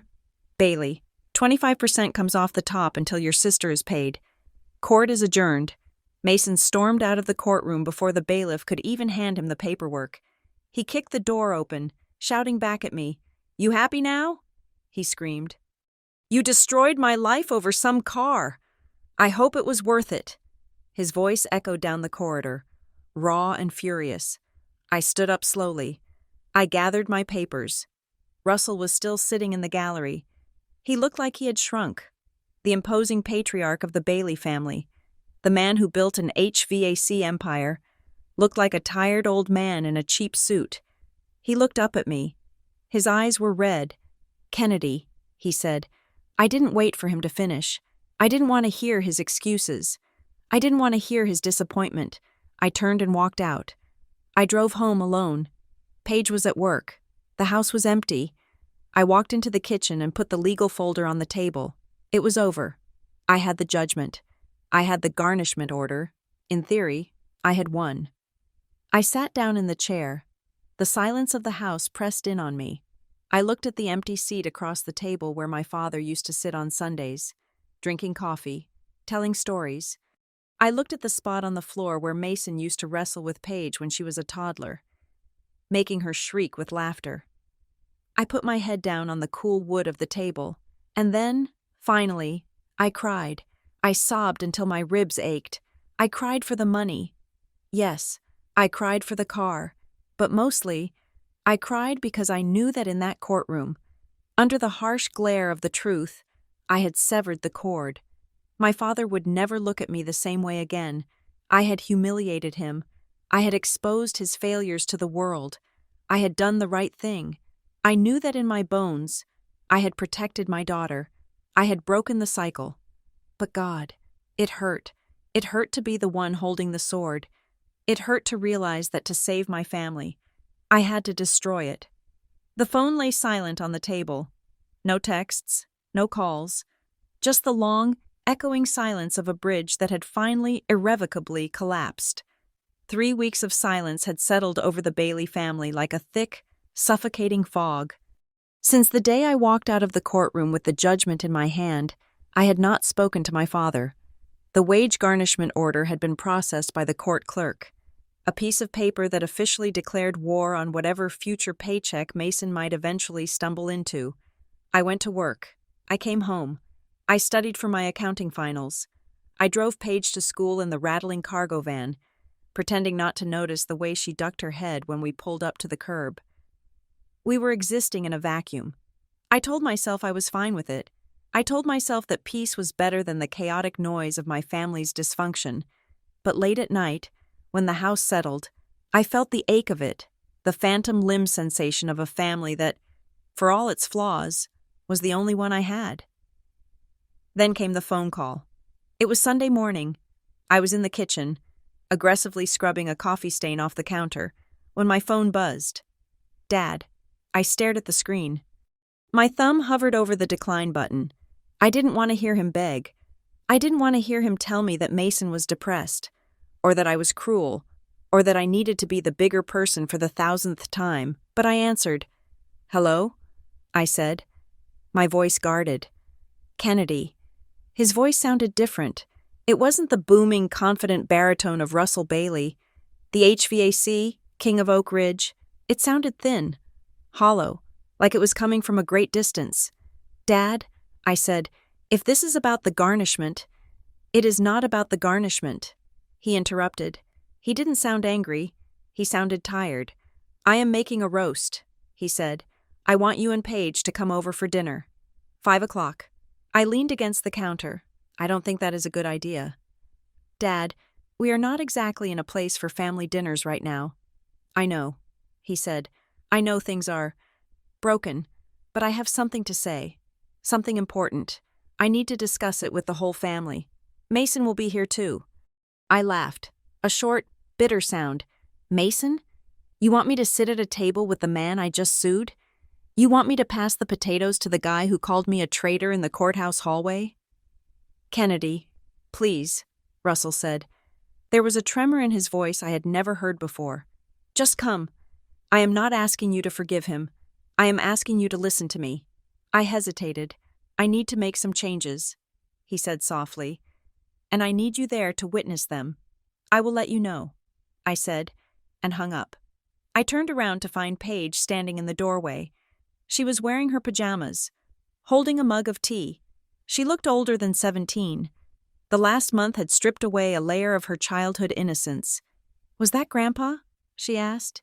Yes, I said. He wants us to come to dinner. Are we going? I don't know. I sighed. It feels like a trap. He probably wants to stage an intervention to get me to drop the debt. He is going to sit there and talk about how we need to heal and how money doesn't matter. While Mason smirks in the corner, Paige looked down at her tea. I miss him, she whispered. I looked at her, surprised. You miss him? After he stole your college fund? I hate what he did, Paige said. Looking up, I hate it, but he is still my grandpa.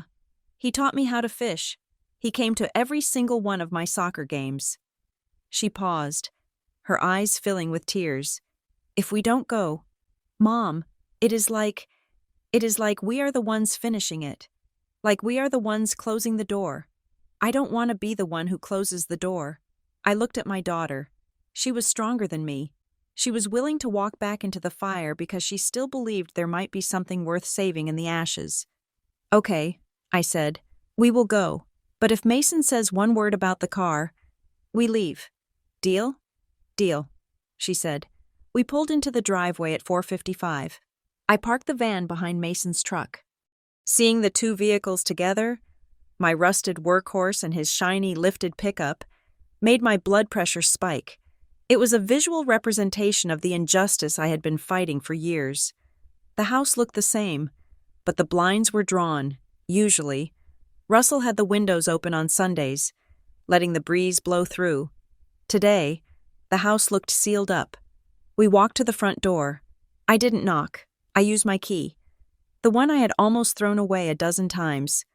The smell of roast beef and onions hit us, heavy and savory. It was the smell of my childhood. Sunday dinner. It was supposed to be comforting, but today it smelled like a funeral. We walked into the dining room. Russell was already sitting at the head of the table. He was wearing a button-down shirt and a tie. He never wore a tie to Sunday dinner. Mason was sitting in his usual spot to Russell's right. He was slumped in his chair, wearing a hoodie and jeans, his arms crossed over his chest. He looked like a thundercloud. When we walked in, he didn't look up. He just stared at the tablecloth. The table was set with the good china, the plates with the gold rim that Mom used to bring out for Thanksgiving. And next to Russell's plate, there was a stack of papers, legal documents, thick, crisp, and terrifying. Sit down, Russell said. Hi, Grandpa. Paige said quietly. Russell looked at her. His eyes softened, and for a second, I saw the grandfather who had cheered at her soccer games. Hello, sweetie, he said. Thank you for coming. I sat across from Mason. Paige sat next to me. The silence was deafening. Usually, Russell would be bustling around, getting drinks, cracking jokes. Today, he sat with his hands folded on the table. Let's eat, he said. We served ourselves in silence. The clinking of the serving spoons against the china sounded like gunshots. I watched Mason. He was eating fast, shoveling food into his mouth as if he wanted to get this over with as quickly as possible. He looked rough. His skin was sallow, and his eyes were bloodshot. He looked like a man who was walking the edge of a cliff. Russell barely ate. He pushed a potato around his plate. He kept looking at me, then at Mason, then at Paige. He looked like he was trying to memorize our faces. So, Mason said, his mouth full. What is with the tie? Pop? You going to a funeral? Russell put his fork down. In a way, he said. Mason stopped chewing. He looked at Russell, confused. Russell took a sip of water. He cleared his throat. It was a wet, rattling sound. I asked you all here because I have made some decisions, Russell said. The last few weeks, the court hearing. It opened my eyes. I have been doing a lot of thinking about this family, about my legacy. He reached out and placed his hand on the stack of papers. I have spent 40 years building Bailey Heating and Cooling, he said. I missed birthdays. I missed anniversaries. I broke my back in crawl spaces and attics so I could build something to leave behind. He looked at Mason. Mason sat up straighter, a glimmer of anticipation in his eyes. He thought this was it, the handover, the moment he had been waiting for. But, Russell continued, a legacy isn't just a business, it is people. And I have realized that while I was building the business, I was breaking the people. He picked up the first document from the stack. On Friday, I signed a letter of intent to sell the business. Russell said. The room exploded. What? Mason shouted. He dropped his fork. It clattered loudly onto the plate. You are selling it? To who? To a competitor, Russell said calmly. Johnson Mechanical. They made a fair offer. They are taking over the client list, the trucks, and the inventory. But that is my company, Mason yelled. You said I was going to take over. I have put years into that place. You have put hours into that place. Mason, Russell corrected him. Not years. You treat it like an ATM, not a responsibility. I can run it, Mason insisted, his face turning red. I have ideas. We were going to modernize. You have a suspended license and a garnishment order. Russell said, You can't even drive the service vans legally. No, it is done. The sale closes in 30 days. Mason looked like he had been slapped. He looked at me, his eyes wild. Did you do this? He hissed. Did you talk him into this? I didn't say anything. I said, stunned. I was just as shocked as he was. My father was the business. I couldn't imagine him without it. It was my decision, Russell said sharply, and I am not done. He picked up the next document. I am also listing this house, he said. Paige gasped. Grandpa? It is too big for me, Russell said, looking at her gently. Too many rooms, too many memories. And the maintenance is getting to be too much. I am moving into a 2-bedroom condo on the north side, near the park, but, Mason stammered, I am staying in the basement. You have 30 days to find a new place, Russell said. Mason stood up. He looked like he was going to flip the table. You are kicking me out? Your own son? Sit down. Mason, Russell barked. The command was so authoritative, so reminiscent of the father from our childhood, that Mason actually sat. Russell took a deep breath. His hands were shaking slightly. I am liquidating everything, Russell said. The business, the house, the equipment, after the mortgage is paid and the taxes are settled, there will be a significant sum of money. Mason's eyes narrowed. I could see the gears turning in his head. He was calculating. If the business was sold, there was cash. Cash could fix his problems. Cash could pay off the judgment. Cash could buy a new truck. I have met with an estate attorney, Russell said, and I have created a revocable living trust. He slid a thick document toward the center of the table. The proceeds from the sale of the house and the business will be deposited into this trust. Russell explained. He looked at Paige. Paige, he said, I stole from you. The words hung in the air. I took money that your grandmother wanted you to have, and I used it to cover up mistakes that should have been faced head-on. I cannot undo that, but I can fix the future. He pointed to the document. The first provision of the trust establishes an educational fund for you. It is fully funded, enough for 4 years of university, not just community college, and there is a lump sum allocation for the purchase of a vehicle, a safe, reliable vehicle. Paige's hand flew to her mouth. She started to cry. Grandpa, she whispered, it is controlled by a trustee. Russell added, you cannot touch the principal until you are 25, but the tuition will be paid directly to the school. And who is the trustee? Mason asked, his voice dripping with venom. Russell looked at me. Kennedy is the trustee, he said. Mason let out a laugh. It was a manic, high-pitched sound. Of course. St. Kennedy. So she gets control of everything. And what about me? Pop? Do I get my share? Or did you give it all to the golden girl? Russell looked at his son. There was so much pain in his eyes. It was hard to look at. It was the look of a man cutting off his own arm to save the body. There is a provision for you. Mason, Russell said, Mason leaned forward. Greedy. How much? It is a stipend, Russell said. $2,000 a month. Mason scoffed. $2,000? That is nothing. I can't live on that. It is enough for a studio apartment and groceries, Russell said. But there are conditions. Conditions? Russell picked up a sheet of paper and read from it. Condition 1. The stipend will be released only after you have provided proof that you are making your court-ordered payments to Kennedy for the Honda Civic. I stared at my father. He was using the trust to enforce my judgment. Condition 2. Russell continued. You must attend weekly counseling for substance abuse and financial responsibility. Kennedy will receive the attendance records. If you miss a session, the check does not go out. And condition 3. Russell paused. He looked at Mason, pleading with him to understand. You cannot ask me for money, not a dime. If you ask for a loan, if you ask for a bailout, the trust freezes for 6 months. Mason stared at him. His mouth hung open. You are joking, he said. You are putting me on an allowance? Like a child? And you are making her my warden? He pointed a shaking finger at me. She sued you, Mason shouted. She dragged our name through the mud. And you are handing her the keys to the kingdom? She sued me because I failed her, Russell said, his voice rising. She sued me because I was stealing from her daughter to keep you out of jail.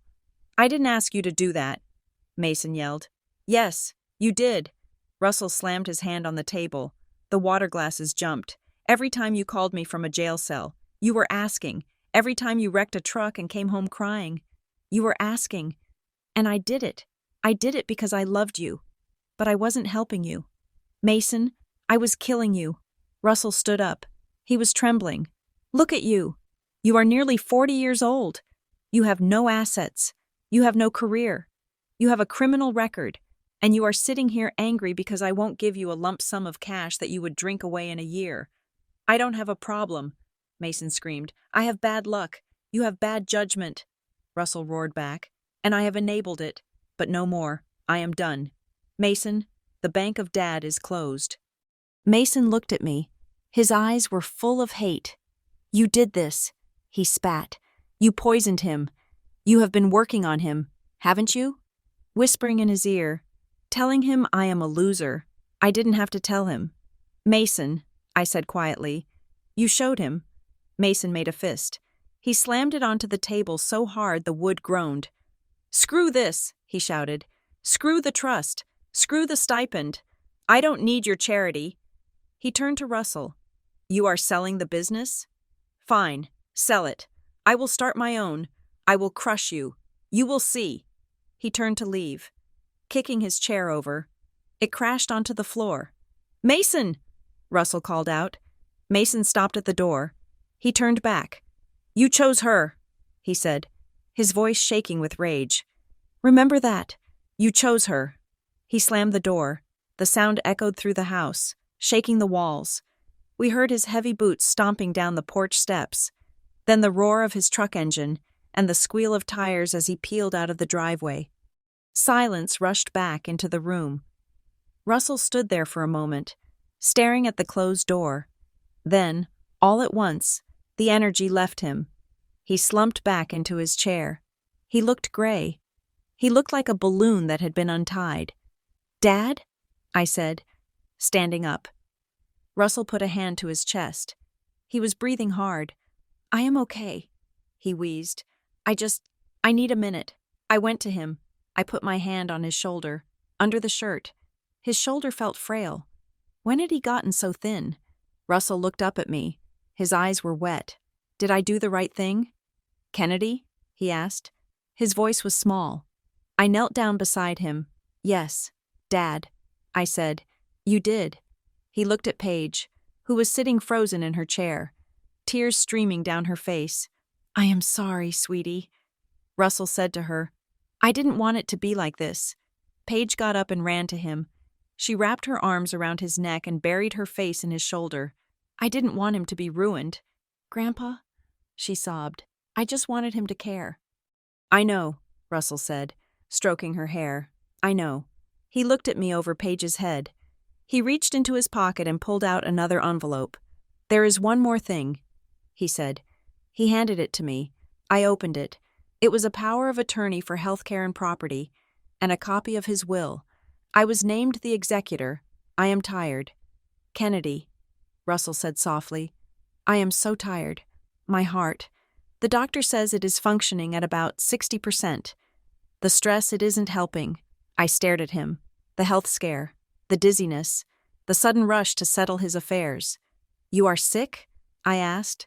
"I am worn out," he said. "I don't know how much time I have. Maybe 5 years, maybe 10, maybe 1, but I couldn't leave this mess for you to clean up. I had to clean it up myself." He squeezed my hand. "I need you to take over. Kennedy, I can't fight him anymore. I don't have the strength. You are the strong one. You have always been the strong one." I looked at the documents in my hand. They were a heavy burden. They meant that I was now the gatekeeper. I was the one who would have to say no to Mason. I was the one who would have to sign the checks. But looking at my father, this broken, repentant man who had finally stepped up to protect his granddaughter, I knew I would do it. "I have got it. Dad," I said, "I will handle it." Russell closed his eyes and let out a long sigh. "Let's go to the couch," I said. "You need to rest." Paige and I helped him up. He leaned heavily on me as we walked to the living room. We settled him onto the sofa and put a blanket over his legs. He fell asleep almost instantly. I stood there, watching his chest rise and fall. The house was quiet again, but it was a different kind of quiet. The secret was out. The bandage had been ripped off. Paige stood beside me. "Is Uncle Mason ever going to come back?" she asked. "I don't know." I said, "Is Grandpa going to be okay?" "I don't know that either." I said. I looked at the dining room table, where the stack of legal papers sat next to the cold roast beef. It was a scene of wreckage, but it was also a scene of reconstruction. "Come on," I said to Paige. "Let's do the dishes." We went into the kitchen. I turned on the hot water. I washed the good china, scrubbing away the remnants of the hardest dinner of our lives. As I dried the plates, I realized something. My father hadn't just given Paige her money back.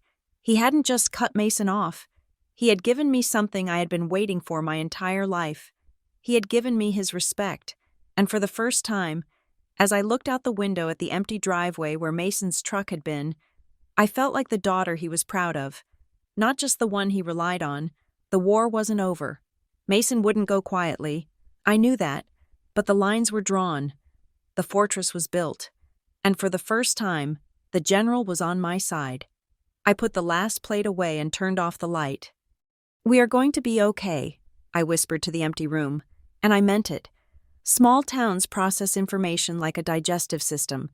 It starts as a hard lump of fact, gets chewed over by the gossip mill, broken down by speculation, and eventually absorbed into the bloodstream of the community until everyone assumes they know the nutritional content of your life. In Oak Ridge, the news that Russell Bailey was selling Bailey Heating and Cooling moved faster than a flu virus in a kindergarten by Tuesday. I couldn't walk to the break room at the logistics firm without feeling eyes on me. By Wednesday. The questions started. I was at my desk, reviewing a bill of lading for a shipment of tractor parts. When the front door chimed, I looked up to see Gary, one of my father's oldest technicians. Gary had been with the company since I was in elementary school. He had a face like a crumpled paper bag and hands that were permanently stained with grease and refrigerant.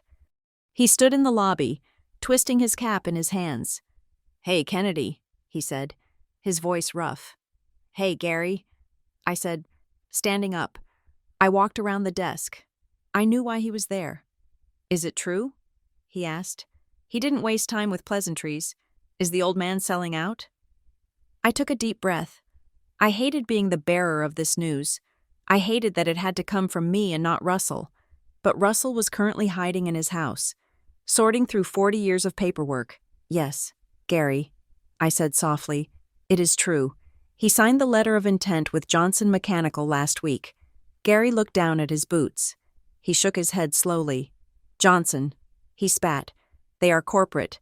They run their guys on GPS trackers. They charge old ladies double for parts." "I know." I said, "Why is he doing it?" Kennedy? Gary asked, looking up at me with hurt eyes. We all thought Mason was going to take over. We thought the business stayed in the family. I couldn't tell Gary the truth. I couldn't tell him that the business was being sold because Mason was a liability that could no longer be insured. I couldn't tell him that the proceeds were being locked in a trust to keep them away from a bartender's till. Dad is tired. Gary, I said, giving him the sanitized version. His health isn't what it used to be. He wants to retire while he can still enjoy it. Gary nodded, but he didn't look convinced. And Mason? He asked. Is he going with the sale? No, I said. Mason is moving on to other things. Gary let out a short, cynical laugh. Other things, he repeated. Well, I guess that is that. End of an era. He put his cap back on. Tell your dad I said good luck, Kennedy, and tell him he was a good boss, even if he is leaving us high and dry. Gary walked out, the bell chiming cheerfully behind him. I watched him go, feeling a heavy stone of guilt settle in my stomach. It wasn't my fault. I knew that intellectually. But watching the collateral damage of my family's implosion was painful. The fallout continued on my phone. Mason had been busy. He was spinning a narrative to anyone who would listen. Painting himself as the victim of a greedy sister and a senile father. I received messages from his drinking buddies, guys I had known since high school who never grew up. Can't believe you did that to your own brother. One read, taking his inheritance? That is cold. Kennedy, you think you are better than everyone else. Another said, karma is coming for you. I deleted them. I blocked the numbers. I had no energy for the defense of my character against people who measured success by how many shots they could pound on a Tuesday. But then, I got a message that surprised me. It was from Mike, one of Mason's best friends from high school, a guy who had drifted away in recent years. Hey, Kennedy. The text read, I heard about what happened, the lawsuit, the trust. I just wanted to say, good. I have been watching Mason spiral for 5 years. I tried to tell him to slow down. I tried to tell Russell. Nobody listened. Maybe this will finally wake him up. Stay strong. I stared at that message for a long time. It was a lifeline. It was confirmation that I wasn't the villain in this story. No matter how much Mason screamed that I was just the only one willing to turn on the lights at the end of the party. The following week, I met with the estate attorney, Mr. Henderson. His office was in one of the new glass buildings downtown, a stark contrast to the dusty, paper-filled office of my dad's old accountant. Mr. Henderson was crisp, efficient, and professional. He treated the Bailey family drama not as a tragedy, but as a series of assets and liabilities to be managed. He slid the trust documents across the polished table. Your father has been very specific. Ms. Bailey, he said, you are the sole trustee of the Page Bailey Education and Support Trust. You have full discretion over disbursements for education, medical needs, and the vehicle purchase. I picked up the pen. My hand felt heavy. And the stipend for Mason? I asked. Mr. Henderson nodded. We have set up the conditional release. He has to submit his proof of counseling and proof of payment toward your civil judgment to the trustee. That is you, by the 5th of every month. If he complies, the bank releases his allowance. If he does not, the funds remain in the trust.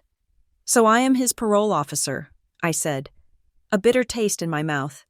Mr. Henderson smiled thinly. You are the fiduciary. It is a protection mechanism.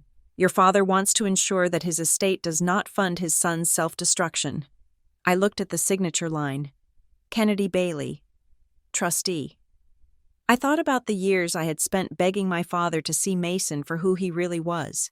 I thought about the years I had spent feeling invisible, the responsible daughter who was ignored because she didn't need saving. Now my father was handing me the keys to the kingdom. He was validating me in the most legally binding way possible, but it didn't feel like a victory lap. It felt like a rescue mission. I signed my name. The ink was black and permanent. It is done, Mr. Henderson said, closing the folder. The house listing goes live on Monday. The sale of the business should close by the end of the month. I walked out of the office into the bright sunlight. I felt lighter, but also tethered. I was now the anchor. The reality of Russell's mortality hit us 10 days later. I was at work when my cell phone rang.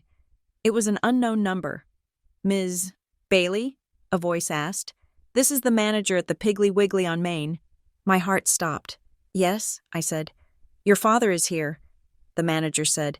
He took a spill. He got dizzy in the soup aisle and went down.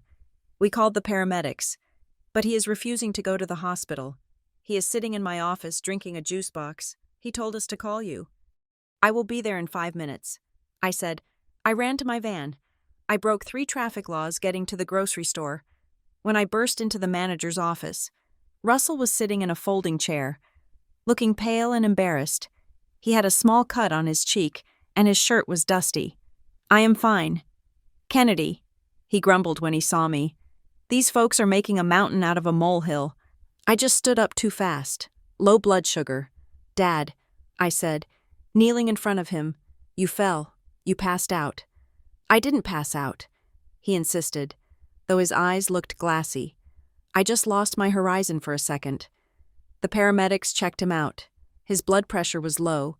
His heart rate was irregular. They advised him to go to the ER. But Russell Bailey was a stubborn mule of a man. "I'm taking him home." I told the manager, "Thank you for calling." I drove him back to the big, empty house. He was quiet in the passenger seat. He looked out the window at the town he had serviced for 40 years. "I hate getting old," he whispered. "It beats the alternative," I said gently. I got him settled in his recliner. I made him tea. Then, I looked around the living room. It was cluttered, not dirty, but full. 40 years of life, stacks of magazines, knickknacks, photos, trophies. It was a museum of a family that didn't exist anymore. "We need to start packing. Dad," I said, "if the house goes on the market Monday, we need to declutter." "I know." He sighed. I don't know where to start." "I will help you." I said, "I will come over every evening after work. We will get it done." For the next 2 weeks, that became our ritual. I would leave work, pick up Paige, drop her at her shift or at home, and go to Russell's. We ordered pizza, we drank stale coffee, and we sorted through the debris of our lives. One Tuesday night, we were in the den. I was going through a box of old photo albums. I opened one from the early 90s. There was Mason, 5 years old, holding a wrench, smiling that gap-toothed smile. There was Russell, younger, stronger, lifting Mason onto his shoulders. And there I was, 7 years old, standing in the background, holding the toolbox. I stared at the photo. It was a perfect snapshot of our dynamic. Mason was the star. I was the support staff. Russell leaned over and looked at the picture. He was silent for a long time. "You were always so capable," he said softly. I looked at him. "Even then," he said, pointing to 7-year-old me, "I never worried about you. Kennedy." I would look at Mason, and I would see chaos. I would see a boy who was going to walk off a ledge if I didn't hold his hand. But I looked at you, and I saw solid ground. He took a sip of his coffee. His hand shook, the cup rattling against the saucer. I admired it. He said, "Your independence. I admired it so much. But I think I punished you for it." I felt a lump form in my throat. "How?" I asked. "By assuming you didn't need anything," he said. "By assuming that because you could carry the load, you should carry the load. I spent all my energy trying to fix the one who was broken, and I ignored the one who was whole." He looked at me, his eyes watery and blue. "I am sorry. Kennedy, I took you for granted. I let you raise yourself because it was easier for me. And then when you needed help, when Mason wrecked your life, I asked you to be the strong one again, because that is the only way I knew how to see you." I closed the photo album. The cardboard cover felt cool under my fingers. It was the apology I had waited 30 years to hear. It didn't fix the past. It didn't put the money back in Paige's college fund, though the trust would do that. It didn't erase the nights I cried myself to sleep wondering why I wasn't enough. But it was real. "Thank you, Dad," I whispered. Russell reached out and took my hand. His grip was weak, his skin like parchment paper. "You are the best thing I ever built." "Kennedy," he said. "Not the business, not the house. You." I let the tears come then. I cried for the little girl holding the toolbox. I cried for the exhausted single mother, and I cried for the father who was finally seeing me, just as the sun was starting to set on his life. Life outside the house moved on. The rumors about Mason turned out to be true. He had taken a job with a landscaping crew. It was hard. Physical labor, digging trenches, laying sod, hauling mulch in the humid Midwestern heat. It was a far cry from sitting in an air-conditioned HVAC truck playing supervisor. And he was going to counseling. I knew this because on the 5th of the month, a large envelope arrived at my house. Inside was an attendance sheet from the Oak Ridge Community Counseling Center. Signed by a therapist. Mason Bailey attended sessions on August 2nd, August 9th, August 16th, and August 23rd. And there was a money order. It was for $200. It wasn't much. The judgment was for over $15,000. At this rate, he would be paying me until he was 80. But it was there. It was real money. Earned by sweating in the sun. Handed over because the law, and his father, said so. I showed it to Paige. She looked at the money order. She ran her thumb over the embossed numbers. "He actually paid," she said, sounding stunned. "He did." I said. I deposited it into a new savings account I had opened for her. It was a drop in the bucket, but it was the first drop of a new ocean. A week later, the trust funds for the car were released. It wasn't $15,000. Russell had been conservative with the liquid cash allocation, wanting to preserve the bulk for tuition. It was $8,000. We went car shopping. We didn't go to a dealership. We went to a private seller I found online, a retired school teacher who was selling her sedan. It was a Toyota Camry, tan, 4 doors, cloth seats. It had 70,000 miles on it. It was the visual definition of sensible. It was not cool. It was not flashy. It was absolutely nothing like the sporty Civic Paige had loved. But when Paige sat in the driver's seat, she gripped the wheel with a reverence she hadn't had before. "It smells like peppermint," she said, sniffing the air. "That is better than stale beer." I said, "We bought it, that Saturday." I took Paige to the empty parking lot behind the high school. It was a vast expanse of asphalt, marked with faded white lines. "You want to drive?" I asked. Paige nodded, but she looked pale. She hadn't driven since the crash. The trauma of seeing her car destroyed had lodged itself deep in her psyche. She started the engine. The Camry purred quietly. "Just take a lap," I said. She put it in drive. She eased her foot off the brake. The car moved forward. She drove slowly, 10 miles an hour. Her eyes darted to the mirrors every 3 seconds. She was hyper-aware. She stopped at the imaginary stop signs. She signaled for turns that didn't exist. She drove like a grandmother. And I loved it. "Okay," I said. "Let's try parking." She pulled up to a spot. She checked her mirror. She checked her blind spot. She eased the car in, centering it perfectly between the lines. She put it in park and let out a huge breath. "I did it," she said. "You did." I said, "You are a good driver." "Paige, Mason's bad choices don't make you a bad driver." She looked at me. "I miss driving," she admitted. "I miss the freedom." "You have got it back," I said. "And this time, nobody takes the keys. Nobody."